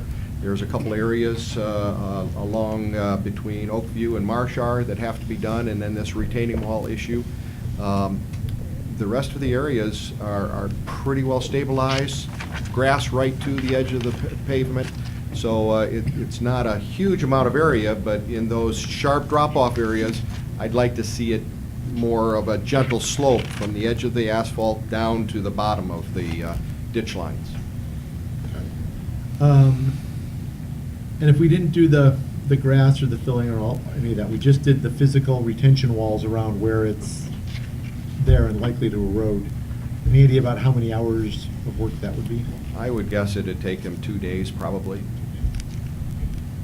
I tend to think that we've got a leaf pickup and other things going on, but I think probably we can do 2 days of DPW on that. You think? No, not right now, because their leaf pickup will continue now until the end of November. So that So takes. it's end of November. Sharon, when they do leaf pickup, there's one person working the machine, correct? And there's a driver, so we have 3 other people. What are they? They're not picking up Well, leaves? they're blowing the leaves in the parks and getting all those ready for pickup, so there's. Okay. It's leaf pickup all through the village. I think that has a good point about giving having DPW do the work, but I can appreciate the work we're trying to do now with the leaves. And if JJM could get this thing done now, let's get it done. Okay? I agree. And we only spend a few bucks, let's just spend it, but maybe, as you were saying, do the other stuff in the springtime, at least get the retaining wall and what have you done. Just get it done. Because we're gonna sit here and debate about it for a few bucks, but I think we have to look at it more closely in the future, what Ed's talking about, to try to give, when DPW can do, let's get DPW to do it. And Jeff hustles. I mean, I've watched him on Oh, yeah, he does. everything he doesn't did mess down around. there, yeah, and I mean, Yeah. he's. That's not, I don't think that's. let me Ed, clear, I know, I know. it's not, I know it's not that. the quality of his work, because he Right. does it. Right. But we have I people to do understand that, Yeah. and what are they doing? They're doing all kinds of other work that part-time people or a teenager could do, and the work that they're qualified to do, and we got all the equipment to do it, they're not doing it. So look at all the money we spent on that, where we could have done it in-house. Well, I mean, we are where we are with this. I'd like to see at least that much get done to continue it. We've got our answer on whether DPW could do it before December. I'd like to see it done before the snow really flies. I would entertain a motion to have JJM do the retaining walls where they're needed.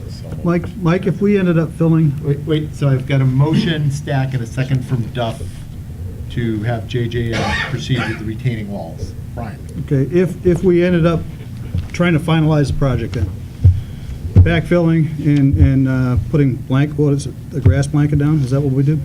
That's what I would suggest, a grass blanket, correct? Would that hold until next spring? Definitely would, So, I mean, we could essentially get everything done. correct. Right now, be done with the whole thing, and Right. everything should be restored fine next spring. That's correct. And keep in mind that seed doesn't die over the winter, it goes dormant, and then it does come back first thing in the spring. So if we did use a seed blanket, it's stapled in, it's pegged in, and it That would way be the- different that way the material dirt than was won't used. fall. Yeah, that's Dirt correct. won't wash away. DPW doesn't sprinkle salt on it, be all right. That's true. Well, I'd tell you the truth, Get I'd it like to done. see it done, period, then. That's Get that's it all true. done. That's a good point, Brian. I mean, if they're gonna be right there working on it, might as well work on it once and be done. Now, will all this sidewalk be done, and will the bridge all be done, so it is complete, or are we still gonna go back and have to do stuff next year? Well, the bridge is the next agenda item, but I talked with the paving contractor today. He's looking to finish all the paving next week. Okay. So would you guys accept as a friendly to complete all of it as? Yes, that's the time. Okay, so the motion is now to complete the work as presented with JJM. For the not to exceed price of. Yeah, not to exceed $5,000. 3,000. 3,000, sorry, 3,000, correct. Further discussion on the motion? Yes. Just to make sure council understands, that's his labor, and he's looking for the village to use their buying power to buy the small amount of seed blanket and the miscellaneous little stuff that might be needed for the restoration. The blocks are being donated, so it's just the seed blanket. It really is all that would be needed on top of that. Any ideas, a general? I apologize, I don't. $3,500. I do not Not to know. exceed But we 3,500. do have the funds. Make it You know, it's $3,500. Within budgeted funds, I mean, we have excess funds in that project. It's within the project budget. yeah. Correct. We don't have to approve more than 3,000 not to exceed for J and M, and then the village can pick up whatever is left from the project fund. Out of the project Project funds. balance, yeah. Covered, so we're covered there. We just need the motion on JJM. All right, further discussion on the motion then? Roll call vote. Sekowitz. No. Nagy. Yes. Stack. Yes. McGee. Yes. Scott. Yes. Nedrow. Yes. Duff. Yes. One other comment, I think when we have a project, when we start a project, and we start with a company to do the project, then to stop in the middle and think that the DPW is gonna take it over, and then wonder why they're not taking it over. I think when we plan a project, we need to plan it and follow through with what we're planning, not to change it in the middle. I mean, that seems a little confusing. I think this is one where we didn't plan out enough of the restoration when we did the pathway. I think also this subject seems to come up over and over again, utilization of DP, non-utilization. On some areas that I do agree, $35 an hour to cut lawns and all of that, but this seems to be a project or a topic that this council ought to remove from general public discussion and put it in the administrative hands. And look at the agendas of over a year, what in fact the DPW is doing, what they're allocating their time to, and in line with what you're saying, Sharon, once we make a decision to go down a particular path with a particular contractor, let's get that done. But if we make that, before we make that decision, then these allocation decisions should be made. I think we need to take a managerial approach to this and push it to administration, and then let the administration committee report back to this council as to how well or how not so well the DPW's time is being allocated to proper activities for the pay scales that are involved.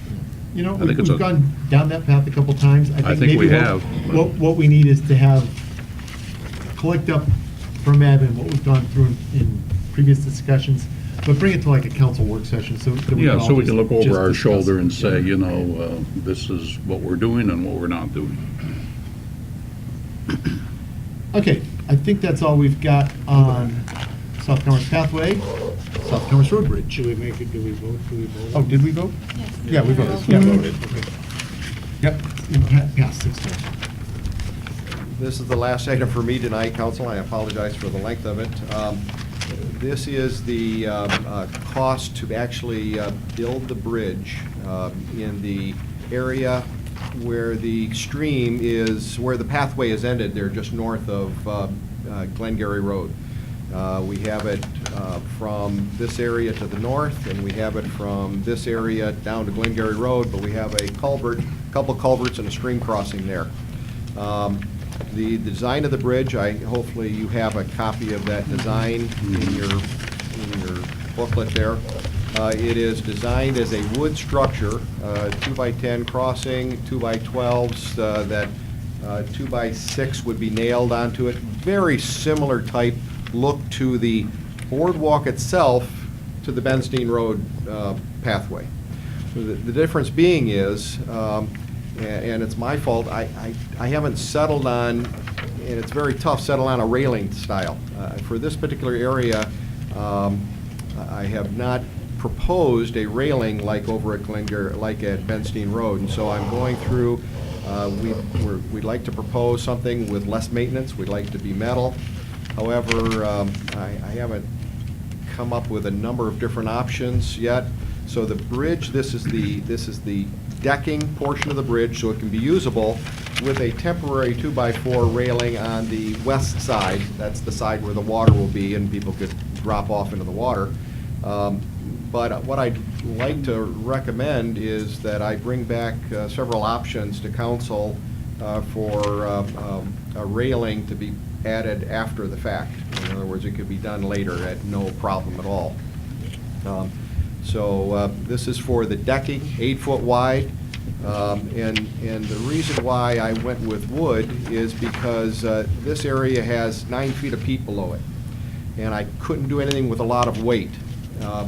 As you see in the second portion of my letter here, I still need 4 pilings. They're called special helical piles, and you folks have used something like that for the screw-ins that go in your docks, your dock sections, your aluminum dock sections screwed down to the ground, and that's what your dock sits on. It's very similar to that, only a little more intricate. So I'm proposing 4 of those that hold the major part of the dock, and then a ramp down from there to the edge of where the asphalt is now. Any structure with any more weight than that, and the foundations would have been very problematic trying to get down below that 9 feet of peat. So I couldn't do anything out of concrete, I couldn't do anything out of major steel. All of that adds weight to the project, and so I settled for decking. The railing, however, can be something attached to the decking at a later time, and that's what I'm suggesting council do this time. So, a couple questions. So this would get us so that kids could walk up and down it all winter. We're good. How long do you think we would have the temporary rail up? Quite frankly, it can go up as soon as we choose a style, then it can be ordered and actually installed. So it can be done really anytime during the winter, except after a snowstorm probably, but weather wouldn't be stopping that. Mike, CTS foundations, Yes, they're putting in 4 helical piles, correct. and you say they're only going to be 6 feet, 9 feet deep?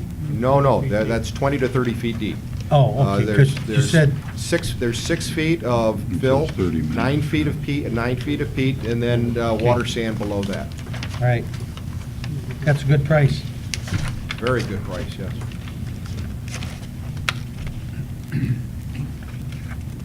Okay, so we're talking a total project cost of $11,500 plus final rail, right? Depending on who Depending on council who would chooses do to. it with the low bidder. That is correct. So what kind of time frame are we talking about getting this done?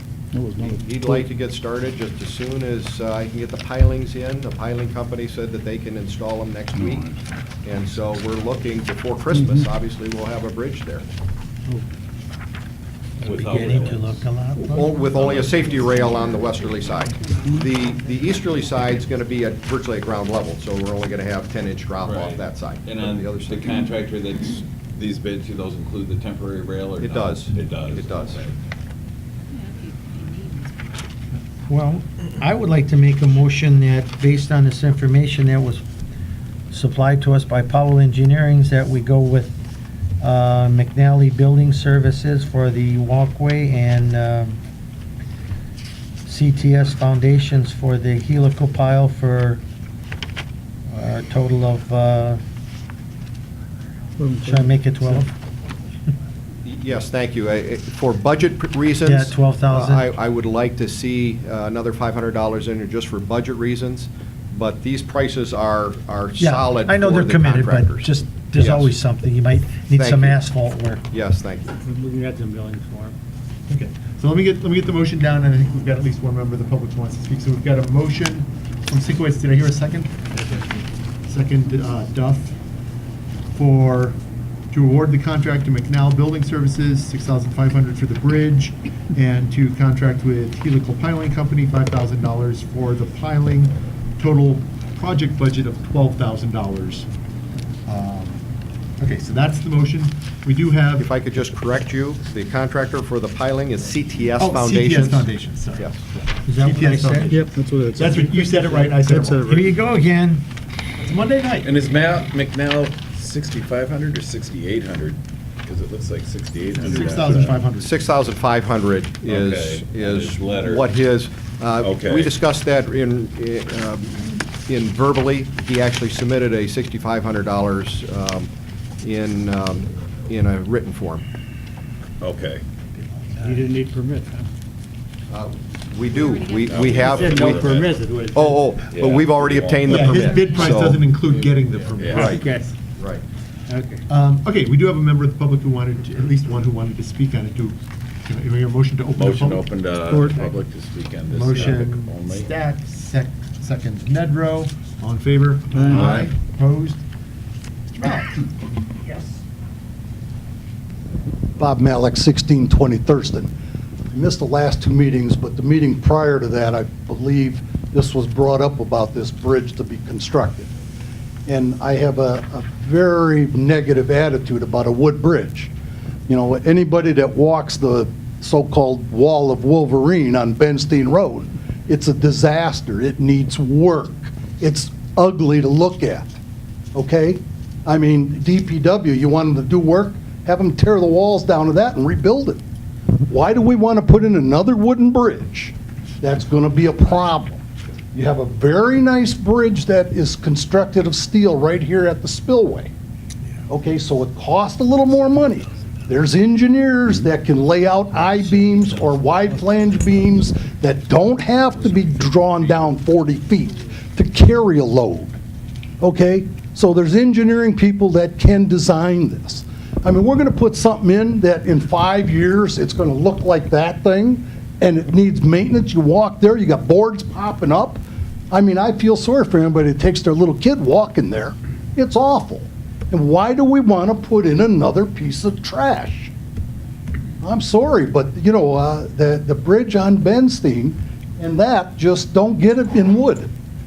It's not for this community. It's not long range. I mean, it's not, maybe a lot of people don't drive Benstein, but I drive it every day and see it. It's an eyesore. That's all I have to say. Thank you. All right, anybody else while we're open to the public? Seeing none, do I hear a motion to close? Close. Support. Motion Stack, second Duff, I think. Yeah. All in favor? Aye. Opposed? Motion carries. I don't think the bridge, the walkway down there is as bad as you have said. I walk it fairly frequently. And you don't It- look when you walk. It needs repair occasionally, but I think overall it's in pretty good shape. Mike, what is the difference in the span of that steel bridge and this 50 feet? It's at least 30 feet, 40 feet, isn't it? I mean, it's a Actually, this bridge is about 10 foot, the steel bridge is about 10 foot wider or longer than what we're doing. We have a 20-foot Okay. span, that's approximately 30 feet. Bob's issues are certainly valid, and we could have designed it out of steel. We could still do it out of aluminum, and, or we could even, instead of going with a pressure-treated decking, we could go to the new Trex. composite decking instead.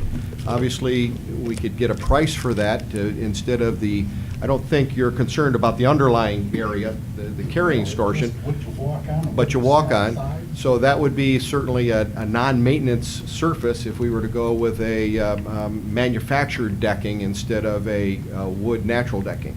And we could certainly discuss that, and I don't know, I apologize, I didn't provide you with an option, what the cost is, and I don't know if council would like to investigate putting that down instead of a 2x4 deck, 2x6 deck. Can you still use the Woolmanized 2x12? Quarter plank.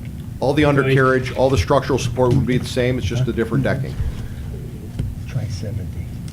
Cal will ask them to put in at the same price. $70. I'm sure it will add to the project price. Oh, immensely. The wood is like, 20-footer is about $80, if not more. I think a wood bridge there will be perfectly adequate for what we need. I think in terms of the railing, that's going to be the real appearance Right. factor there. And I think that's the thing I we'd like to agree. make sure is thought through. It would be nice to do something consistent with maybe what we've got up here, but in terms of the actual structure to carry on, to walk on, to go across, I think wood should be fine there. Further discussion on the motion? Can we get a roll call vote? Nagy. Yes. Stankiewicz. Yes. Duff. Yes. Nedrow. Yes. Scott. Yes. McGee. Yes. Stack. Yes. Thank you, Council, very much. Thank you, Mr. Powell. Okay, we have reached 9 o'clock, a little earlier than usual because it's a 7:30 start on our first meeting after the election. So that brings us to our second call to the public, an opportunity for citizens to address the council regarding any and all village business. So I open up the second call. I'm still Richard Walter and still at 865 Dunreath. That pond on McCoy you're talking about, I do have concerns about the use of the asphalt filings because I do live right around the corner from that and I do have a shallow well. The other thing is that I was thinking about this the other day, about coming and talk to you about this. Where the hell is my water? All right, I live on Dunreath. Behind me is 2 seasonal ponds. And in my basement every year is a stream. And I have not had any water in my basement for over a year, almost 2 years now, which means our water level is down. The pond, the seasonal pond directly in my backyard is overgrown. And I just was out there the other day. The larger one back there is also overgrown. Where the hell's our water? I mean, we've had plenty of rainfall this year. We've got, down at the end of Ladd Road, those ponds are filled up. The ones on McCoy have been higher enough this year. The one on the south side didn't go dry. So I've just, I'm curious, where the hell's my water at? Because my pump also takes longer to cycle. Asphalt being removed from some lists saying that it's, doesn't contain, that's just pure politics. I think that if we lay asphalt into this pond and such, I think it can leach into my water. So I have concerns about that. And there's, just to make clear the ones that you're talking about. That lake right there is not there. Right there? Yeah. Okay. The whole big lake you see there is not there right now. So the whole of this. Yeah, it's is gone. no longer there. Yeah. Which in, how many years have you seen that it's been gone? Well, we just took this visual, Yeah, I'd say a year, 2 years ago. Yeah, It's pretty recent. pretty new, that's a newer picture. It went dry basically this year, the big lake, the big pond. Yeah. Just so we know, part of it is Walter, the other part is commerce. It's Yeah, not it's all actually. commerce, no, yeah, it's all commerce. Go figure. My backyard's right up to commerce. Thanks, I just wanted to make clear the spot there. But it's an indication of, like I said, if I'm getting no water in my basement, and my sump pump generally runs 12 times an hour during, the springtime, and it hasn't run in a year and a half, and I've got, It was a fairly wet It is a year in a fairly lot of wet areas. area, Okay. And so I agree, I don't think, and here's something else, just a matter of human nature. I could be wrong, I'm willing to wager, not a wagering man, but if you go knock on the guy's door and you say, hey, shoot, why haven't you filled that thing up over the last 40 years? I think he's going to say things like, I wasn't going to touch that. Was it close to my property? If I'd known that I could have touched that 40 years ago, it'd have been filled in by now. Because I know that my property's actually, where that first seasonal pond is, that's what's left of what was lower at one time on my property. So the people who live there have filled in 30 feet or so, 40 feet, So human nature, I think, would be the answer to that. Anyway, we still need to talk signs. Quick question. How many of you attended that little seminar put on by Mark Wyckoff in Scenic, Michigan regarding sign ordinances and such? Anybody see that? Good, good, good. So you're unpolluted minds. Okay, good, good, good. All right, anybody else second call to the public? Mr. Casera. Casera, 1380 Apple Orchard. just to come back from my monthly complaint about my ditch. You guys assigned it to the administration committee. I think I started coming here probably 4 or 5 months ago now, and still haven't had any response from the village on my ditch. I've wrote 3 letters asking the village to start maintaining the ditch because it's unsafe, and I hear nothing back. You guys are gonna get back with me after the election. I emailed again, I hear nothing, no responses. Please respond. If you don't want to say anything, at least acknowledge you get the emails. But to say nothing, I'm a taxpayer here. Do you not understand that? I don't understand. What are you guys here for? You're here to serve the public. I'm a taxpayer. I ask you questions. You don't have to answer the way I want, but please respond. Okay, I thought I had given you a response. No, then I to your emailed final- you back, and I emailed you and Sharon back after that, and I got ignored again. Okay? Tonight we talk about, Mr. Powell, about the little bike path swale over here, the guy can't cut it. That's a joke. My ditch, I can't cut it, and you guys ignored me. But tonight you're gonna go spend $3,000 to fix the one down the road. And I've been coming here, and that's why these guys, I voted for them, and hopefully someone listens around here. But it's getting ridiculous. None of you guys had a problem today. Finally, Ed at least acknowledged that I've been here. He at least said something in his conversation when we were talking about the DPW. So at least I feel like I'm standing here at times. Because the rest of you just sit here and look at me like I'm not here. Do something with the ditch or acknowledge so I can move on to my next step, please. Thank you. And just to let you know now, we have the admin committee restaffed. We're going to set a meeting hopefully later this week or early next week. It's been 4 months now. You took 5 minutes to spend $3,000 to put a retaining wall down the road, right? I've been coming here for 4 or 5 months now, and I can't get to talk about anything. We met, we looked at it, we asked for an inventory. The engineer now has the inventory of all the ditches there, and we're going to look at it in the next meeting. Could have sent that in a letter.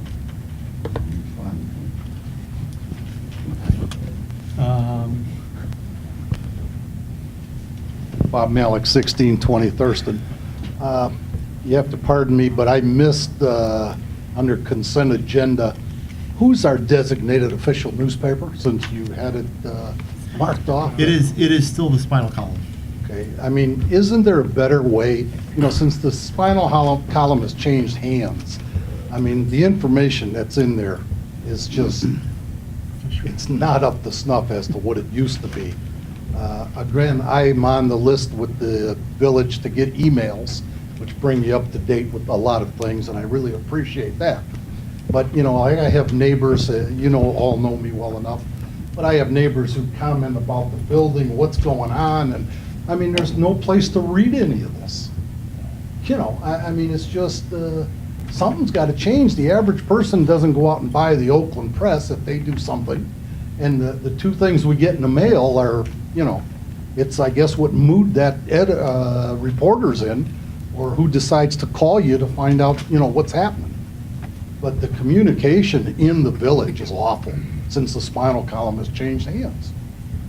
And it just, we need better communication in this community. I don't have an answer, but, we just re-elected a bunch of you. You got to find a way.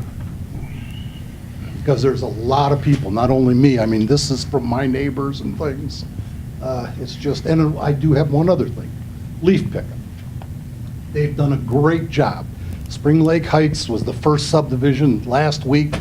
Well, my neighbors are so excited that they've got all the streets full again. Okay, and there's no signs up there, working on area number 2, I think. And boy, these people are ready. They must think you're coming back next Monday.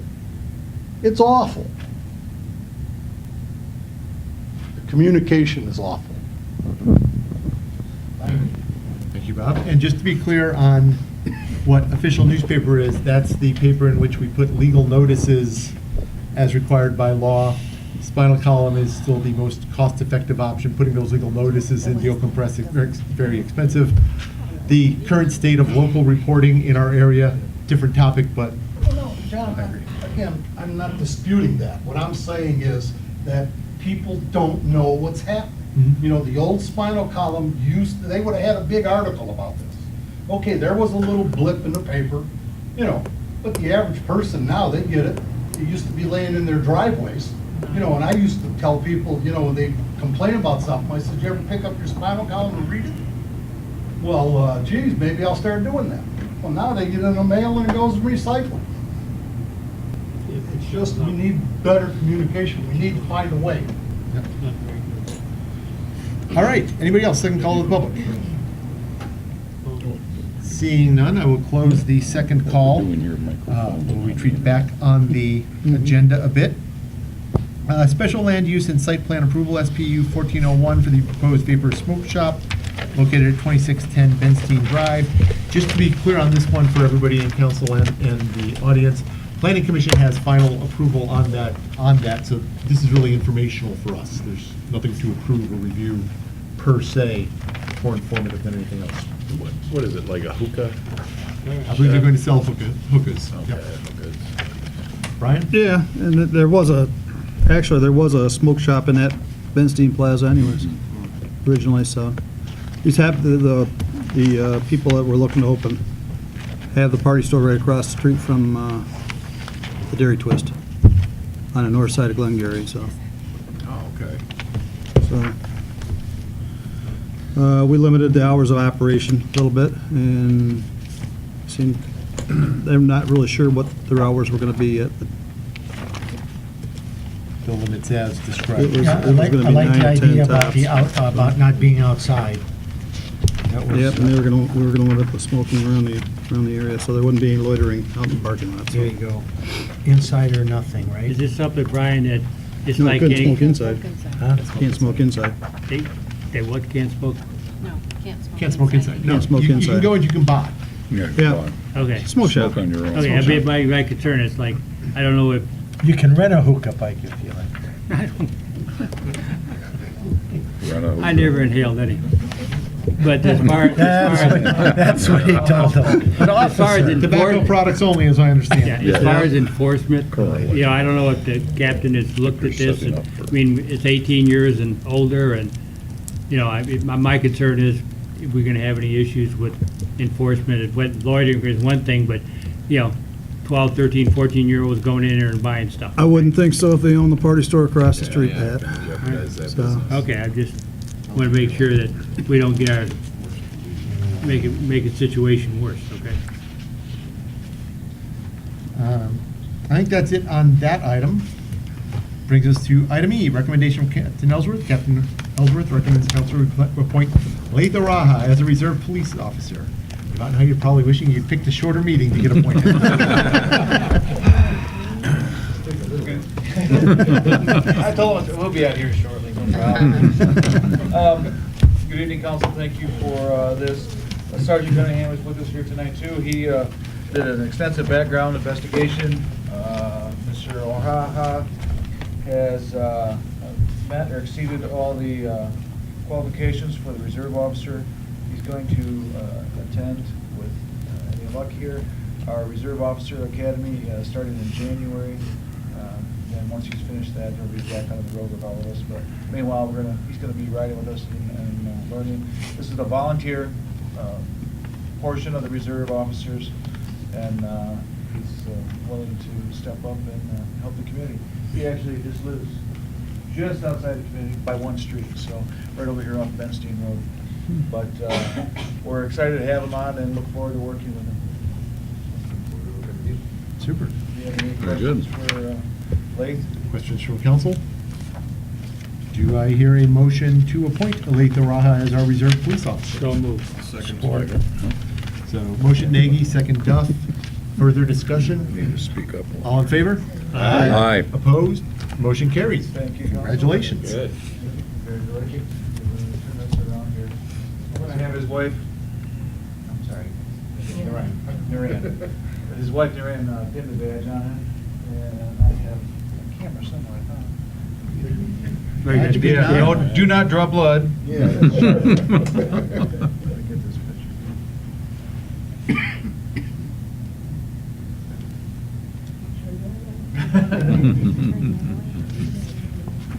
You get it? I did. All right. Thank you very much. Thank you, sir. Yep, sign it. And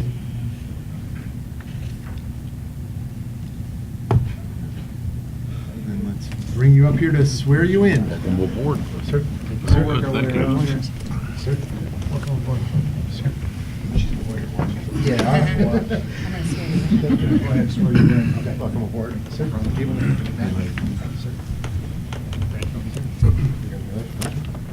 John will have to show you how to eat that tiki nut. Thank you very much. Oh, yeah. There you go. Right? Show him where to eat that tiki nut. Right. Let's share it with the Fast Minute audience.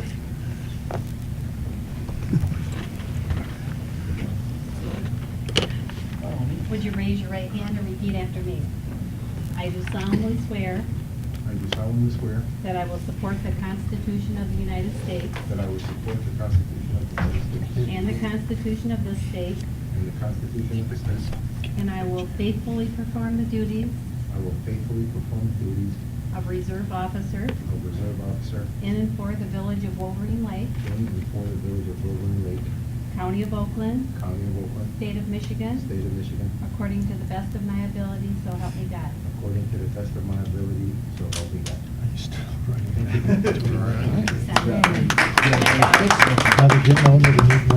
Oh, wait, need your signature. One more thing. One more thing, you gotta do a signature. Oh, yeah. Yeah, you can't get away with it that easy. No, I guess not.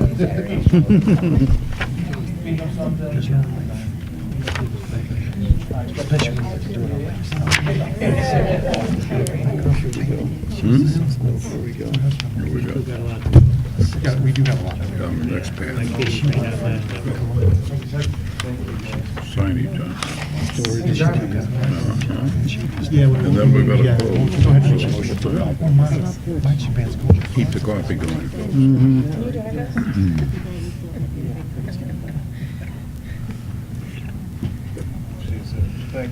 Happy birthday, Marie. Still attached. Yeah. You can handle this. With the comparison. Sure you can handle this. Okay, I think with that one, we still have a good deal on the agenda. I would entertain, Motion, maybe we take a 5-minute break? so we have a 5-minute Support. recess, and then we'll gather back, start up. Court again. will adjourn. So, motion Nagy, second Stack, all in favor of a 5-minute recess, say aye. Aye. Opposed, motion carries. We are temporarily in recess.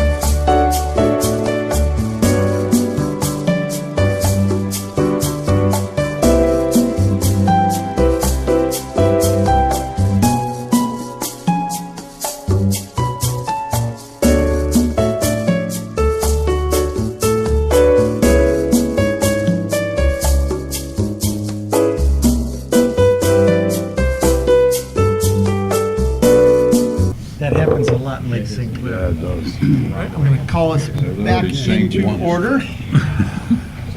And we will move on now to item G,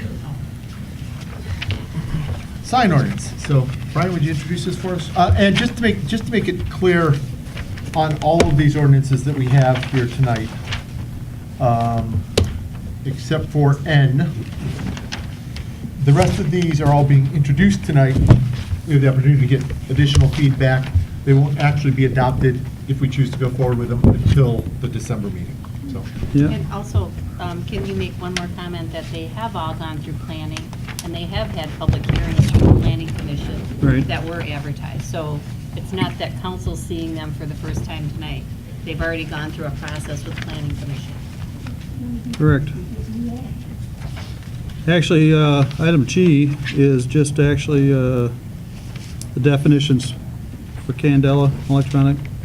I see sign LEDs for our zoning ordinance definitions portion, so that's what G is.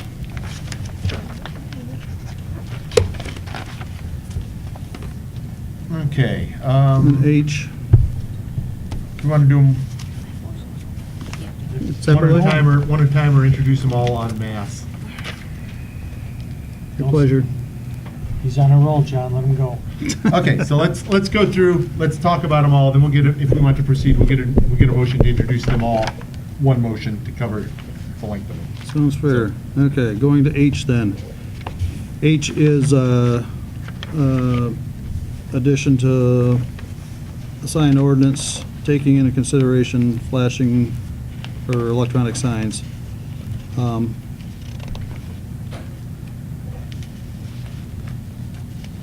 And moving signs, revolving parts, as being prohibited.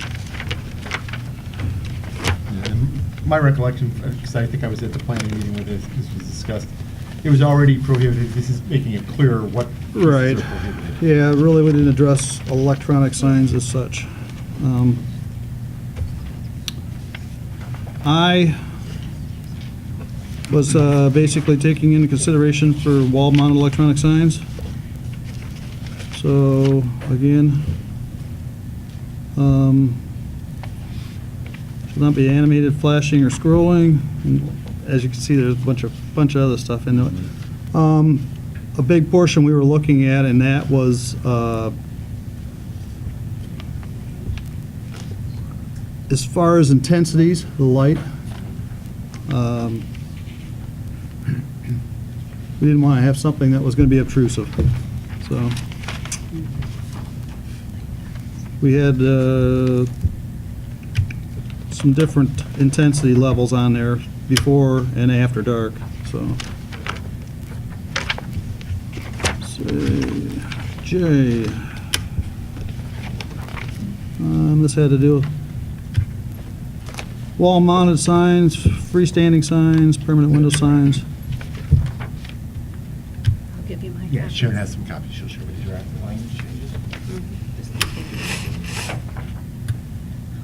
Advertising signs, Gotta go back. and how those were handled electronically.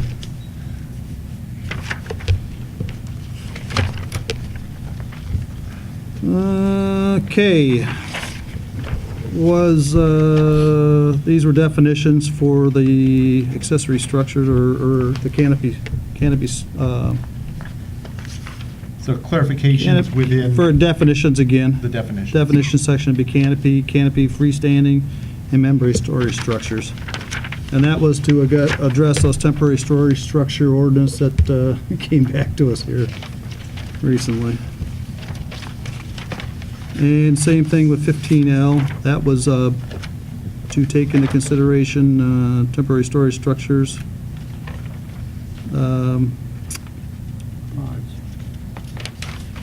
In the residential districts. And I think the only thing we did really is we changed the verbiage on that slightly.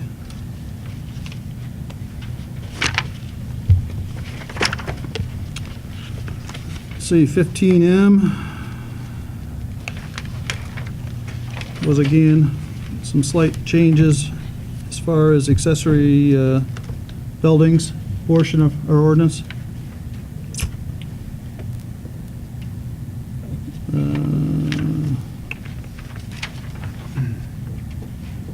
Okay, well, let's stop at M, because then Yep. that gives us another thing. So, we've got signs, we've got temporary structures. Let's take these in a couple parts. Do I hear a motion to introduce, as presented, ordinance number 106A91, 106A92, 106A93, and 106A94 pertaining to signs? So moved. Second. Motion Stack, second Nagy. Further discussion. I believe you've got now the language in front of you. We're introducing tonight. Bring back your feedback. Wait, we're not open to the public yet. I would entertain a motion to open to the public if we want. I'll make that motion. Second. Motion Stack, second Duff. All in favor? Aye. Opposed? We are open to the public. Yes, Aye. Richard. The frequency. I was frequency opposed. rate, 8 times a day. Okay. Wait for the mic. Hold on a second. Let's get you to the mic. And Thank you very much. Mr. Sinkowitz was opposed. This is time to the open. All right. Frequency rate of 8 times a day, not sure how you support that. Well, we had some discussion on it, and we felt we didn't want to have something scrolling 86 times a minute, I guess. Well, no, I understand that, and usually my discussions with people, I agree with you. You don't need, you have to understand these boards have got these computers that run them, and they got lots and lots of bells and whistles. And what I try to tell people when we, deal with customers and such and communities is that just because you got all those tools in that toolbox doesn't mean you need to use them, because you probably don't know how to use them all right. But the industry's done a great many studies, and more importantly, the National Federal Highway Administration has been studying these things longer than anybody else. And if there's an issue with regards, usually a community, you say, well, we're concerned about frequency rates because we're concerned about, road hazards. There's not a single study, and there's not been any evidence presented in any court of law in the state of, in this country that supports any kind of theories, hypotheses, or even conclusions that electronic message systems are dangerous or pose any danger. The frequency rates are in many respects common sense. If you're going to limit it to 8 times a day, what you're telling people is don't make that $30,000 investment in a sign, because the purpose of an electronic message system is to present multiple messages in hopefully in a clear way. And that frequency rate has to be between 1.5 seconds and 15 seconds.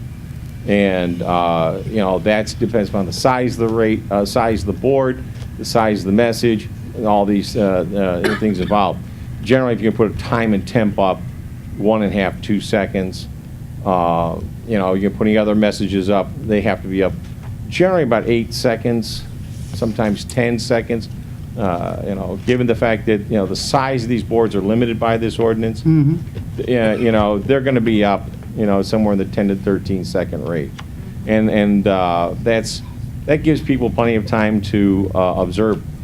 The interesting thing about observing signs, not just electronic message systems, especially since signs, most importantly, you have to understand signs are not static. Signs are always moving. They move at 25 miles an hour, 35 miles an hour, 50 miles an hour, because signs are always directed toward traffic.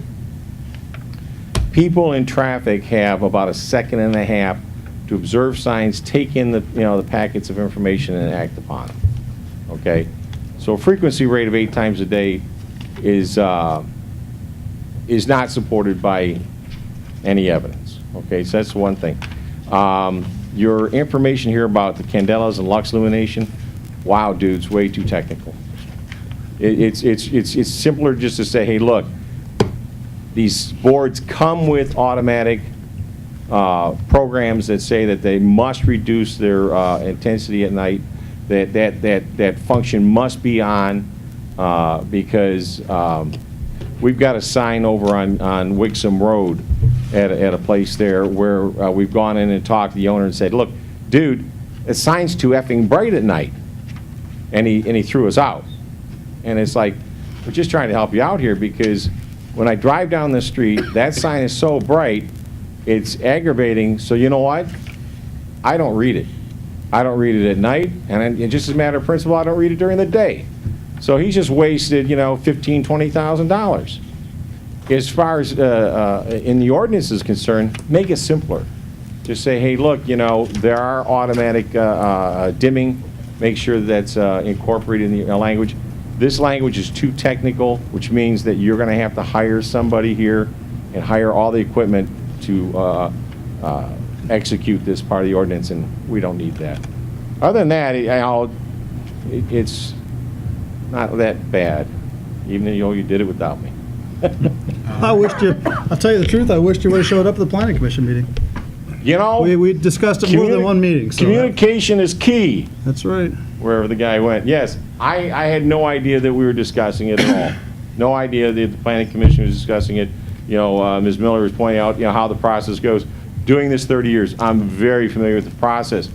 If I don't know about it, I walk in here tonight and it's like holy cats, Yeah, we're more than happy. It's the community I lived in for 30 years, so we're more than happy to come in and say, hey, Like I let's said, it would have been figure it great to out. have you there. It would have been, Yeah.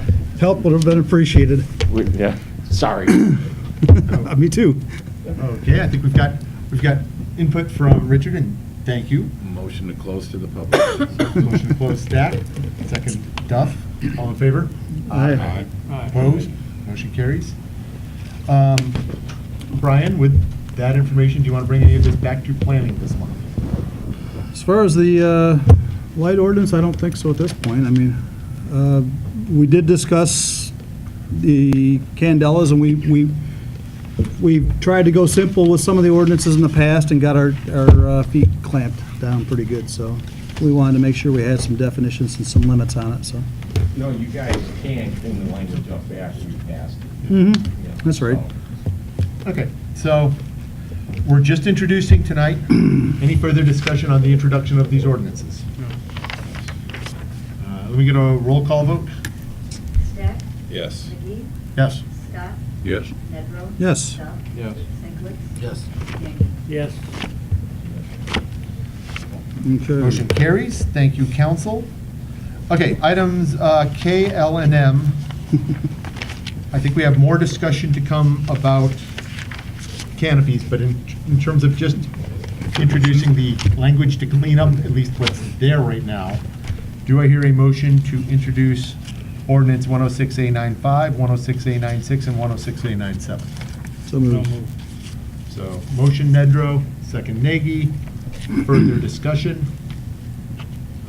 I think in terms of cleaning up what's there right now, this makes sense. I think we need to have a further discussion around what to do next, and I think we can do that when we get to item W. Agreed. So, any further discussion on the motion to introduce? Hearing none, let me get a roll call vote. McGee? Yes. Nagy? Yes. Nedrow? Yes. Sinkwitz? Yes. Stack? Yes. Scott? Yes. Duff? Yes. All right. Item N was on consent. Item O, recommendation from Planning. Planning Commission recommends council reappoint Ginger Nickloyd and Alexis Scholl to the commission for 3-year terms expiring 12/31/17. Brian, anything to add there? Just the fact that Alexis was just put on about 2 months ago, so. There was a I think very little she's left- made 3 or 4 meetings, so. Very little left in 2, the 3 term she meetings. filled. Yep. Do I hear a motion? So moved. Support. Motion Nagy, second Nedrow. Further discussion? All in favor? Aye. Opposed? Motion carries. Master plan, notice of intent to update. Correct me if I'm wrong. This is not the time for us to go through the master plan in great detail. This is a motion to, We've made a lot of minor changes that were picked up based upon Sharon and everybody else's comments here. And this by all means is no final draft. I mean, there's some minor things that are going to have to be changed as far as names of consoles changed. Bike path is going to be finalized. There's, some other things that are going to be wrapped up before we have this whole process finished. So, and at that point, we can have those changes made before it's brought to you, or brought to us before for final approval. But what we wanted to do was, we need the approval to get this out to circulate around for comment. Right. So we can put all that information together and have a public hearing on it. All right, do I hear a motion to circulate the proposed revisions to the master plan for comment? So moved. Motion Nedrow, second, I think Nagy had a second there. Further discussion? I think that motion carries everything we did, right? I think we wanted to say notice of intent to update the master plan, that you want to send out the notice of intent to update the master plan. So the motion is a motion to send out notice of intent to update the master plan. Correct. And don't forget the railroads. Don't forget the railroad. That's what it says in there. Any further discussion on the motion? No. Master plan, I'm feeling a roll call vote. Doug? Yes. Stack? Yes. Scott? Yes. Nagy? Yep. McGee? Yes. Nedrow? Yes. Sinkowitz? Yes. All right, CDBG funds. Bring your memories all the way back to 7:45 when we were young men and women. CDBG funds. Do I hear a motion to program the CDBG funds Yes. as presented? Yes. Motion Nedrow, second Scott. Further discussion? I have a question. Yes. Reading this, is this basically, the Haven thing obviously is a well-funded, and money well spent, but the rest of this in housing can the money be used on things like for safety in the community? Or for something that lower incomes would benefit from? So let me say something, and then Mike can correct me when I go around. So the money, the things that you can specifically spend on are very specifically programmed. I do know that handicap remediation is one of the things that you can do, and we've in previous years spent some CDBG money on building handicap access. But other than that, you can't spend it on a general project, even if it would also benefit low-income residents. It's got to be very, very specific to what you do it on. Yeah, and you're right, Mr. President. There are certain defined low-income areas. So, for example, if we wanted to do something at Clara Miller Park, we couldn't because it, per se, is not in a low-income area. So, just to reiterate, we're very constricted in terms of the Yeah, ways that's we what I can- was thinking, like, now that we have the sidewalk in, maybe some more curbs needed to be cut to make handicap available, or at the park for, say, to get in and out of the park handicap, but I know it's tight, but, okay, Yeah. that's. the Mike, only- as I recall, this was basically the same way we programmed last year. Quite right, Pretty much. Brian. Yep, and I think we have occasionally, as we've run out at the end of our time with grants, sometimes we use them, sometimes we don't. We can reprogram back to the Oakland County low-income program too, so. But we utilize that housing rehabilitation pretty good? Oh, the county does. I mean, The county it does. now The county becomes the does. county's program. They're Okay. maintaining it, and you saw that the number in there, they've closed about $50,000 worth of loans over the last year, and we'll get reports from them to make sure that, the money is well spent in our community. Well, hopefully in our community. Yeah, in our community. All right, I'm done.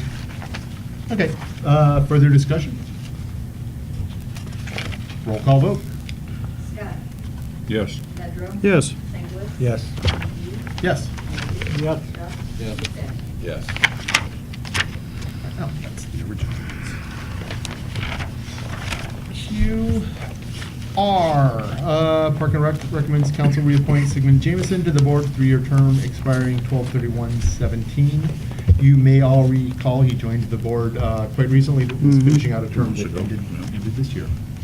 So, do I hear a motion? So moved. Support. Motion Nedrow, second Sinkowitz. Further discussion? All in favor? Aye. Opposed? Motion carries. S, approval of Lakes Area Youth Assistance Board members as presented. They put their board together. They present it back to us for our feedback. Mike, anything to add to that? Just, I'd like to make a motion to accept as presented.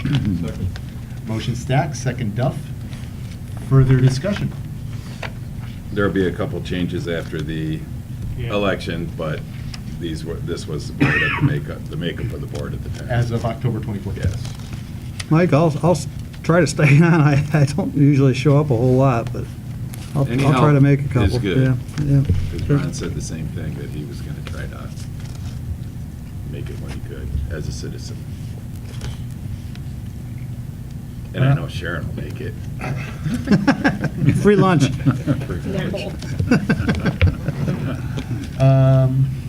All right, any further discussion? All in favor?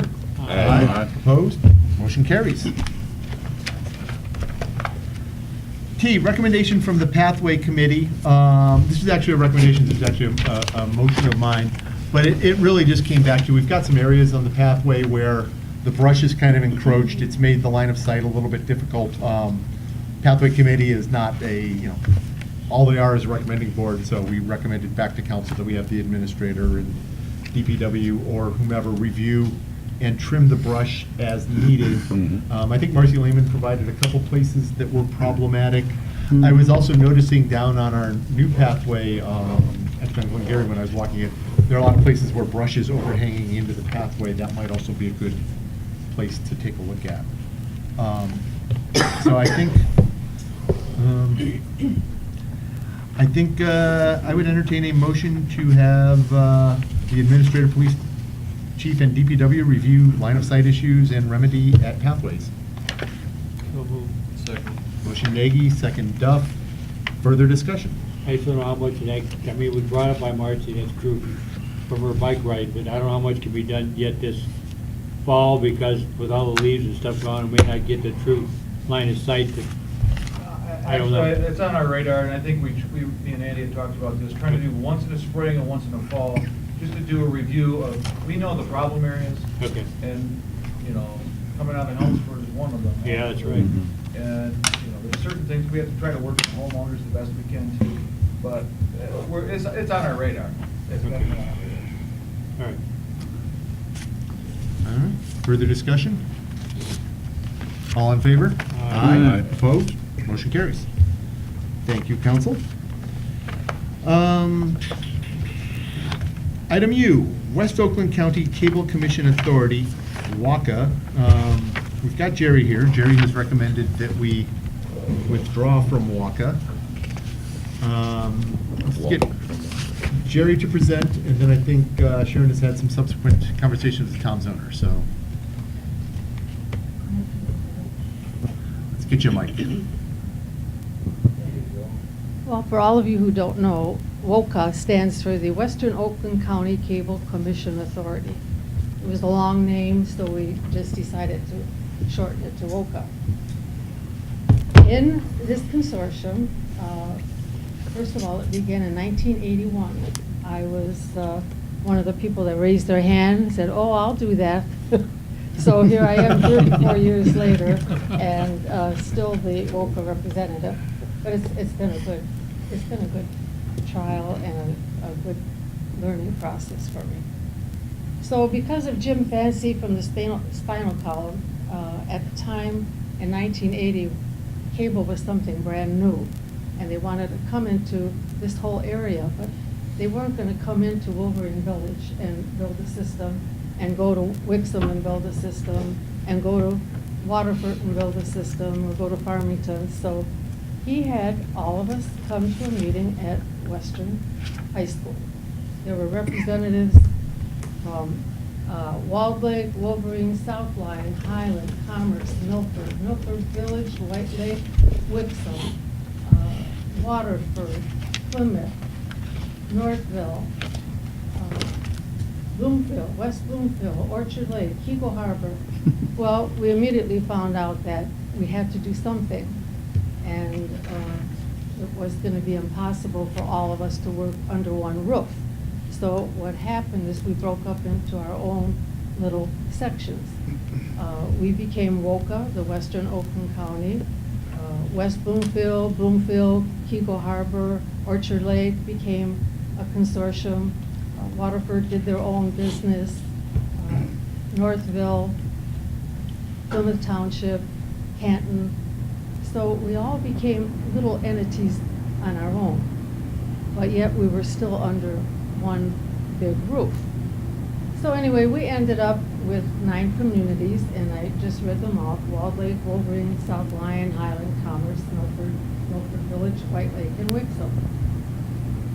Well, it was kind of like the union. You know, when the union started, it was a wonderful thing, and they did a lot of good for a lot of people.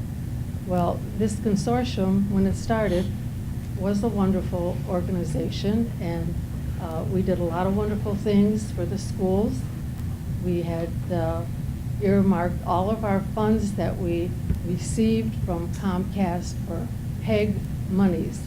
PEG stands for Public, Education, and Government. So this money can be used any way that you want to use it, as long as it's for the public, or for the government, or for education. Well, through the years, we found out that because some of our members at the beginning were from teachers, and they wanted money for schools. And they wanted, since we had to be TV, cable related, we started building them just some state-of-the-art studios. And today, they are state-of-the-art studios. And I don't want to take up too much of your time, but I just want to give you some numbers here. This just goes back to January of '06 to present day. We received something in the neighborhood of over $900,000. Of that money, Huron Valley Schools received $350,000. We gave Walled Lake $350,000, and they used all this money to build their studios, educate the kids. So through the years, we found out that all the other consortiums were using this money in their own communities, where WOCA was only giving all this money just to 2 schools. So I started my own little way of trying to get around this by suggesting that we start distributing this money in other ways. Maybe there's different people that need assistance. Maybe right here in our village we need some things to be done. Well, it just didn't go. They just kept feeling that this money just should go to just to 2 schools. So as the time is going on, we started talking. We started this 2 years ago, talking about what's going to happen, because the franchise ends January 15th next year, and the state takes over. So we will have nothing to do with Comcast or the cable company that they're going to assign here or take over or sell to. And as of this morning, I talked with Comcast, and they still don't know who's going to be the cable company, because they're still in court. They still haven't bought Time Warner. So until they buy Time Warner, they can't do anything. And we have to just sit back and wait. So we keep asking them, well, what's going to happen when the franchise ends and this other company takes over? Are they going to raise the rates? Are they going to continue the same service? Are they going to offer bundles? We get no answers from Comcast whatsoever. So everything is such an unknown that we don't know where we're going to go with Comcast. But as far as we're concerned, I just want to read you a few more numbers here that to make you understand. The funds that we get, actually, since we're the smallest one, we're the guy, the lowest on the totem pole, we have the least amount of subscribers, so the funds that we get back are minimal almost. For instance, Commerce Township at the end of the year is probably going to collect about $50,000. Let's see, we have Highland Township is going to get $25,000. Lyon Township's going to get $20,000. White Lake Township, maybe $40,000. And we, here in Wolverine Village, about the only money we get back is maybe $2,000 out of all of these funds. Because we're a much smaller Because we're number of- smaller and we don't have the number of subscribers. And along with that, it's probably going to get smaller because people are sick of paying cable bills. And although we've been complaining for years about the cable bills, how can somebody possibly sit down and watch 500 channels and have to pay for it? But it just went on deaf ears. And that's what you have to pay for. But along with all of this, I think the technology has changed. It's not at all like it was at the beginning. Today you can go to the Apple store at the mall and buy a little box for $119, attach it to the back of your TV, and you can get any movie, you can get any kind of game that you want to play, and not pay a cable company for the service. So I almost feel that in 2 years, cable, it's just going to be out of the picture. You can go on the internet, you can get your iPhones, you can get whatever you want via a different way of collecting all this information. So basically, I'm sorry to take up all of this time. What happened is 2 years ago we started talking about extending, staying together with WOCA but I kept saying, well, if we can take this money and distribute it besides someone else besides 2 schools,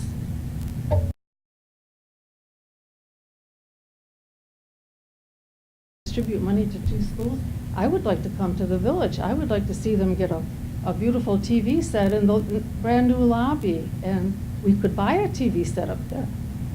The police chief wants video surveillance cameras. We can buy him those surveillance cameras.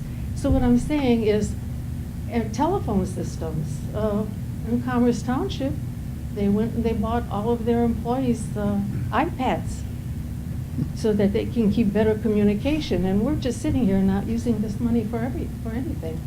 So I think it's time to get out and just let it roll. And we'll still be collecting the checks. We'll still be getting a 5%. We will still be getting a 2% for PEG money. And I'm sure that goes on a separate line, budget line in your budget. And you can accumulate this money and you can spend it wherever you want.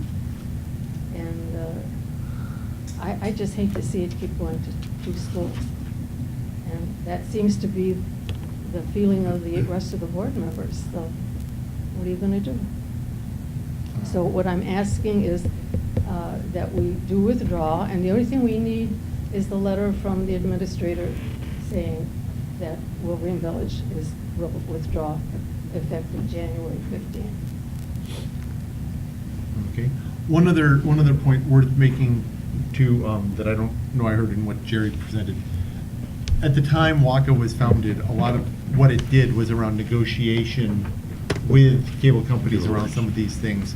All of these rates and fees are now set at the state level. So the need for them as a negotiating body has gone away. Really, It's diminished, yes. what they do now is just reprogram the money that comes back as park franchise fees.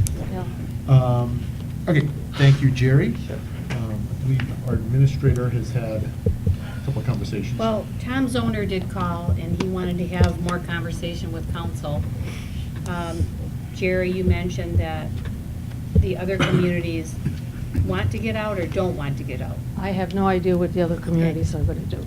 And so when, if we were to withdraw the money that's in WOCA, what would happen with that? Well, I'm the chairman of WOCA, and at the last meeting, which is going to be December 4th, I'm going to request that the money that's left in WOCA be distributed equally among the 9 remaining communities. There's like close to $200,000, so you divide that by 9, we would get some money back from all of this. So you're going to make that motion, but they would all have to vote on that motion?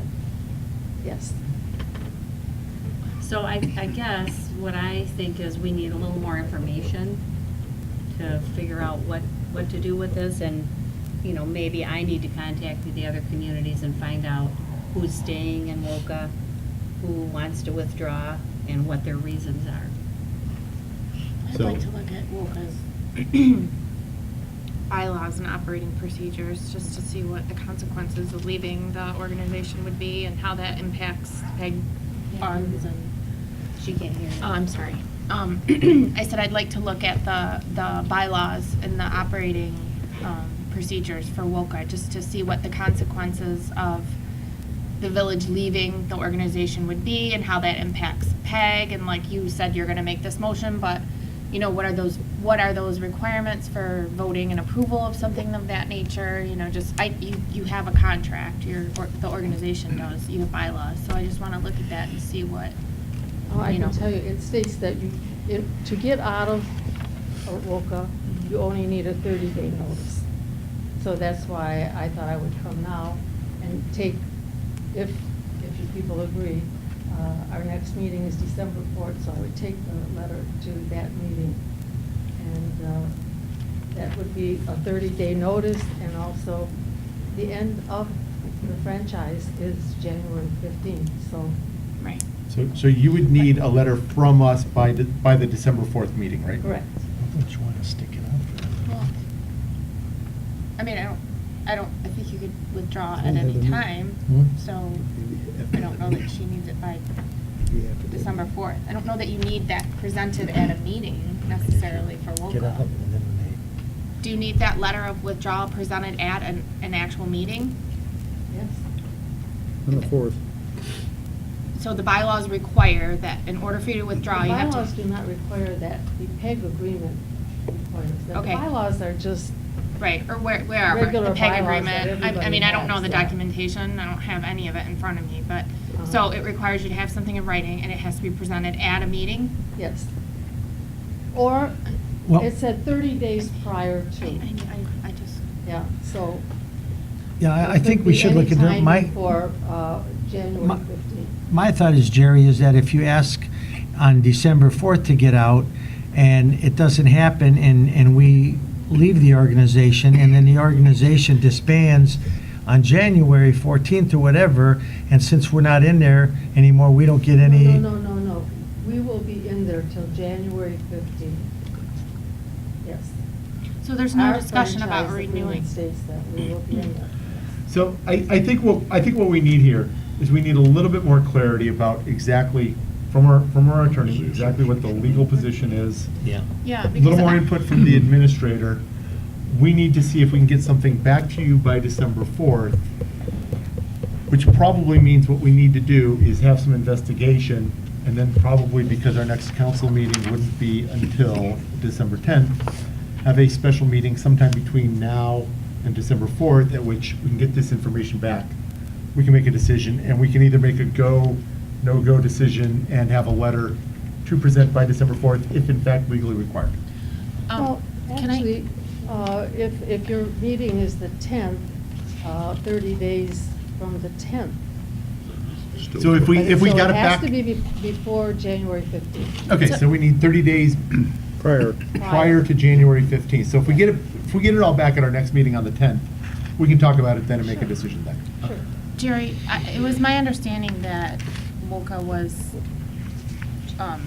going to attempt to renegotiate the franchise, to renew it. So you're saying they're not? They can't renegotiate nothing. Oh. It's under the state law now. There is no negotiating. Okay, because, okay. Another I've seen one cable of those company things is on your going, it's TV. not gonna be They get a Comcast, good it's picture. gonna be another cable company. Yeah, I mean, Time I remember the Warner. old Rapids Right, out here. I so, could but, never watch a but hockey there's a game. potential for a new franchise. No? because that was what I had understood. No. Okay. Well, let's investigate it. Yeah, okay. Okay, so, tell you what, why don't we get it, Here, I would let entertain me- a motion to have the excuse me, attorney. wait, just a Oh, minute. sure. I have, maybe this would help you, Jennifer. It is,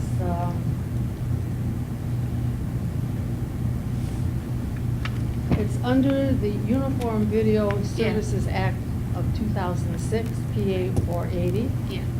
All cable operators desiring to offer services in Michigan are required to obtain a franchise license from the state of Michigan.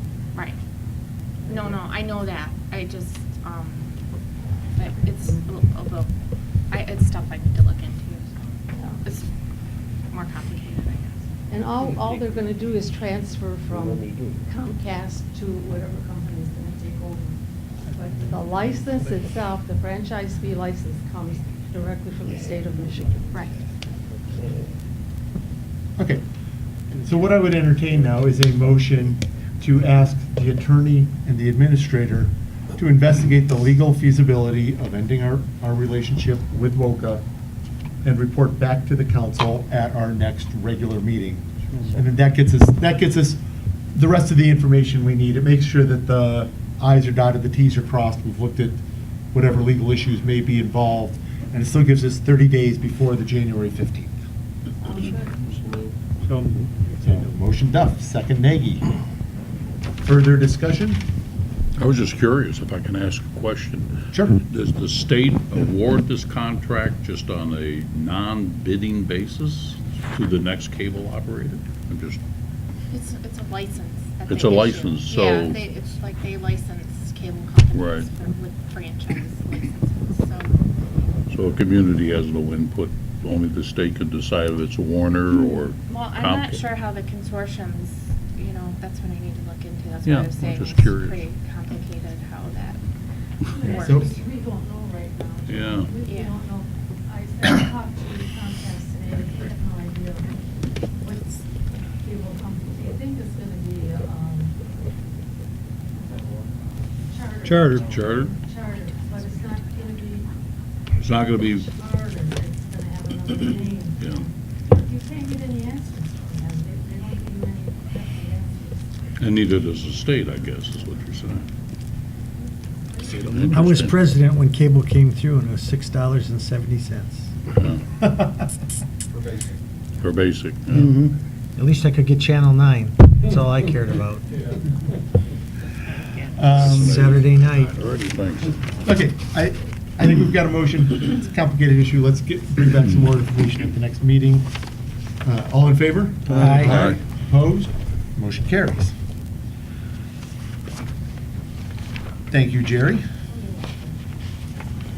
Just think after 34 Yeah. years, you could be out of the Be out of a local job. business. You're out of a Out job. of a job. You're gonna retire. How's the pension? Yeah. Brian wants to know if you take the Gypsy Moth Committee with you. That's right. Okay. 34 years. Set topics for the November 2014 work session. I would note that our usual date is on Thanksgiving Eve. So let's cancel the work session for November, I Support. propose. Motion Nagy, second Stack to cancel the November work session. Further discussion? All in favor? Aye. Opposed? Motion carries. Unless Ed would like to move it to November 15th. He is not rising to that I bait. can't think of anybody that would want to do that. Okay, temporary structures, Bambi which here we as have well.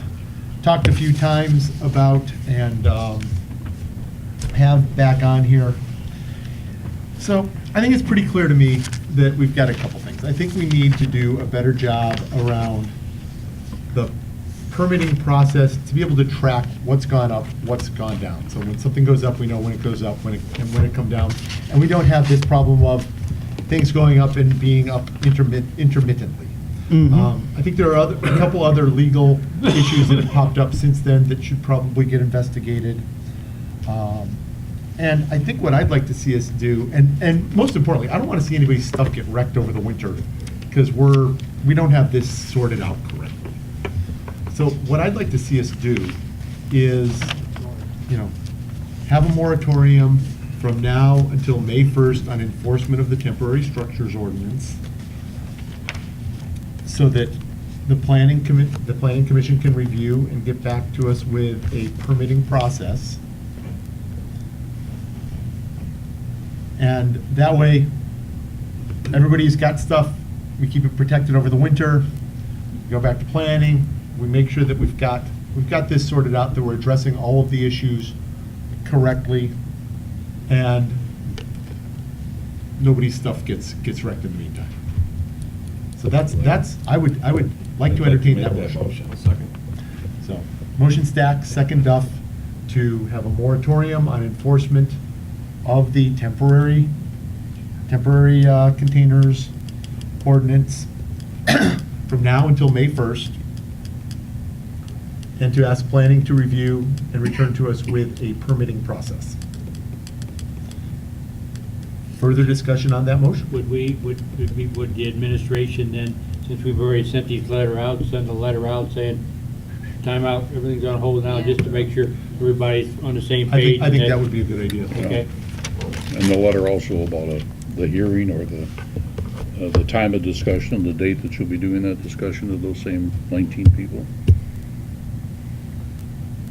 So we can invite that public. Oh, as far as what planning? Yeah, planning yeah, to just so discuss it's it? in the field and they know about it, I guess. If it's been sent to planning, let them know the meeting date.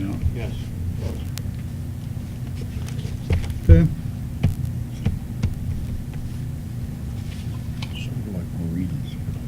Get a lot of people turned out. Further questions, further discussion? More than one. Yeah. We need any public discussion? Go ahead, go ahead. We need any public discussion? No, I think that will address the issues we've already heard from folks All right, thank you. tonight. Seeing no further discussion, let's get a roll call vote. Sinkwitz. Yes. Maggie. Yes. Stack. Yes. Steve. Yes. Scott. Yes. Medra. Yes. Duff. Yes. Thank you, council. I think that will help. Let's make sure, so Sam and Faye, did you understand what we just did? You got till We- May 1st, and don't worry about Yep. anything. Yeah. Yep, we're gonna hold off on enforcement of that ordinance in any way until May 1st. We're sending it back to planning to examine and figure out what we're doing around permitting and to take a look at it. So, Don't worry about it. you're good. You're good for now. I'll talk to you a little bit more about what we'll do later. Nope. Nope. Have a good Thanksgiving and a Merry Christmas. Yep. Thank you for bringing it back to us. We want to make sure that we get this right for everybody. I know, I wish there were a faster, quicker way to have sorted this out a bit for you. Go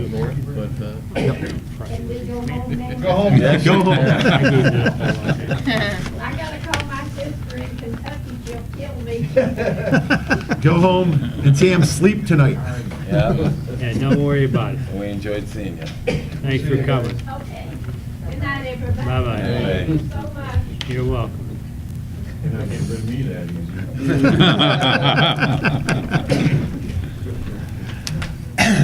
We don't want to get rid of you.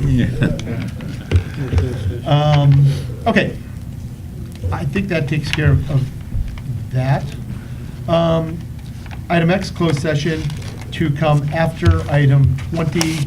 So do I hear a motion to go into closed session to discuss pending litigation after item 20? So moved. Support. Motion Stack, second Duff. Further discussion? Roll call vote.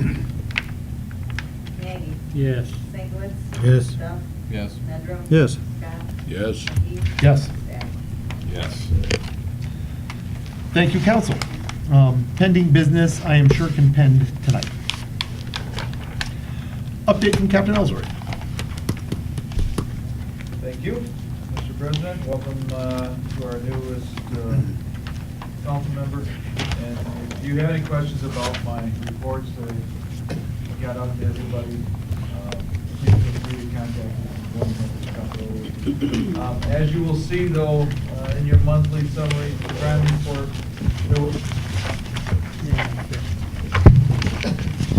there was a significant increase in larcenies and destruction of property. If you've not heard by now, we've had a few nights that some local teens were out causing trouble and destroying mailboxes and stealing flags. These teens were caught, and each has been charged with 6 counts of malicious destruction of property, 3 counts of larceny. 2 of these arrests were adults and 2 were juveniles, which means the 2 were 16 or under and 2 were over 17. So 2 were keepers and 2 we had to kind of throw back to the juvenile system. But they will be paying some restitution, but will be performing some community service along with probation and possible jail time for the adults. So that, along with some vehicle news. Still no news on the new Tahoe yet. However, we've had quite an issue with our Dodge Charger again. It's back in the shop again. I had rather spirited conversation with the general manager of the local dealership, and he's currently in discussions with corporate Chrysler to either replace the vehicle that we have or offer a great extended warranty that would cover any of these items. And if you are keeping track at home, that's 1 transmission, 2 front ends, 1 engine block, 2 front ends, and 3 transmissions now, with a total of 33,000 miles on the vehicle. Wow. Our 2010 Chrysler has up to now 5. In fact, it got back today, 5 front ends so far. So we're working on that. We're working on trying to get something taken care of. So so far, the 2011 is still covered under warranty because it only has 33,000 miles because it hasn't been on the road very much. But hopefully within the next week or so, we'll know something more about our new Tahoe, and we'll go from there. But meanwhile, we're working on some other issues with our vehicles. So I think that's it. All right, any questions? Thank you. Update from the treasurer. Nothing here, Mr. President. Update from the administrator. If you haven't gotten your hold the date, the appreciation dinner will be on Tuesday, December 2nd, and you'll be getting an invitation prior to that. We planted the fish last Monday, the walleye, and they were a little bit smaller. They were 5 to 8 inches. Most of them were 7 or 8 inches, but because of the cold spring, they didn't grow as fast as anticipated. And we're working with the historical committee to place a time capsule in the wall before it gets closed up to be opened at the 100th anniversary in 2054. And we'll have a... I expect to see all of you here. Some of you will still be here. And we'll have a plaque because... We gotta find a time capsule that's buried now. Well, we keep hearing that there was a time capsule. It was, I saw it done. Well, we don't know where. That's the problem. So now we're going to have a plaque and we'll know where it is. It's in plastic. It's in plastic. Also, the work has started at the Heron Hills or the Redwood development, and there are about 4 business owners there that can hook up to sanitary sewer. We've been working with them with some letters. Mike, do you have any comments on that? No, the only thing is it's going to cost each property owner about $8,000 to get the sewer extended to their property line. And we're working with them and making sure that they pay that before we proceed. Right. And that's all I have. All right. Thank you.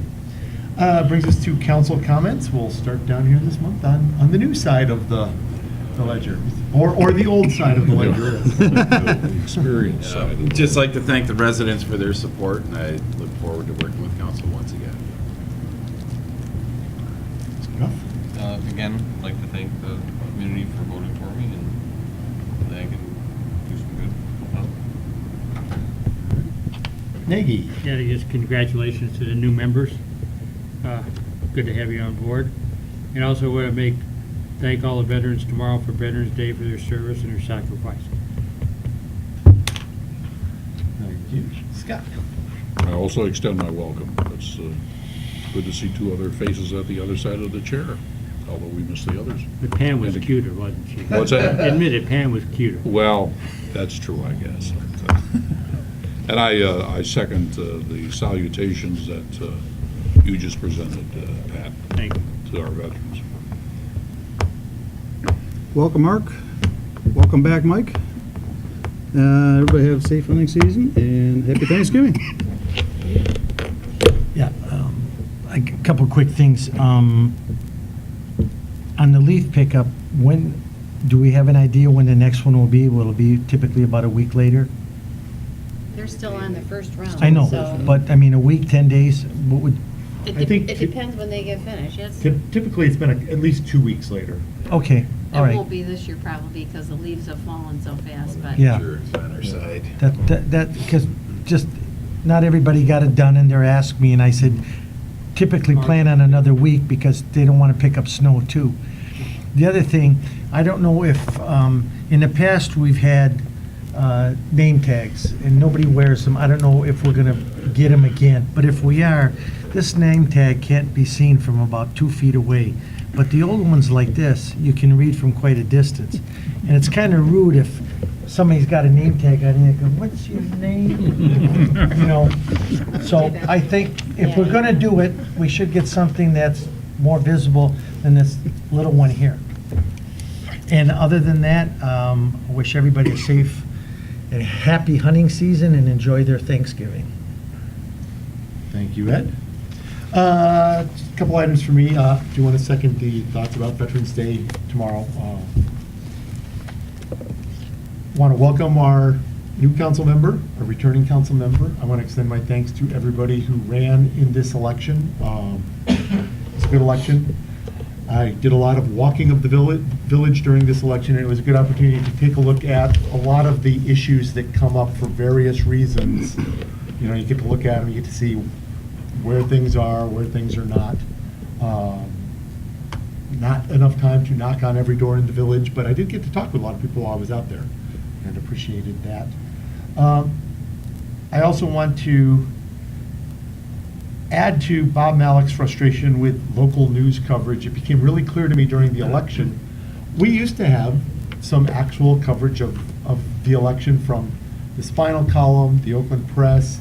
I think the West End has tried to step in. They're an online paper, so you do have to go online and find them, and people don't do that. You get the once a month that comes to you. They actually had a really nice set of interviews with various candidates, but I think it wasn't as visible to people because it didn't arrive on their doorsteps. I'm not going to solve the problems of the news industry during my council comments, but it is, I think, a problem that's really hurt a lot of our efforts to do outreach because it was a reliable way in which we got a lot of information out to the community on a weekly basis. Spinal Column would always have a story, and it would always appear on somebody's doorstep, and it's a different era now, so I think that's continuing to be a challenge for us. And with that, I would entertain. Mr. President, before you, just a question, do we have any idea how many people are watching us on TV? I believe we get usually about 70 views of the council meeting for each one. Because- Ken, is that about right? That's about right. Yeah. Just the point I was going to make, we talk about communication. Years ago, when I came in here and Jerry and I were on council, we sat here and there was never, people had to stand to be here at the meeting. That's how crowded it was. And I think just, it helps when people come in and whoever or whatever the concerns are, they get back to their neighborhood and say, hey, you know what they're going to do? They're going to cut that tree down there, or they're going to do this. But I think a lot of that is missed in the community, that we don't get the type of attendance that we should. And it's a sad thing, but it's reality, I guess. I agree, Ed, and I think our attendance had dwindled, really before. Yeah, we most went of to the time, we online. have 4 or 5 people here, and that's it. It's. So please come and join us and have fun. Maybe we should. You've had about 1,000 views over the last year, approximately. Over the whole year. Maybe more cookies. We need more cookies. That's what we need. More Free freebies popcorn. now come. Freebies now come. Popcorn. We do have to Make a motion to go to closed Shorter session. meetings. I have a motion to adjourn to closed session. Sinkowitz, second Nedrow. Further discussion? All in favor? Aye. Opposed? Motion carries. We are adjourning to closed session. Are we staying here or going upstairs? Yes.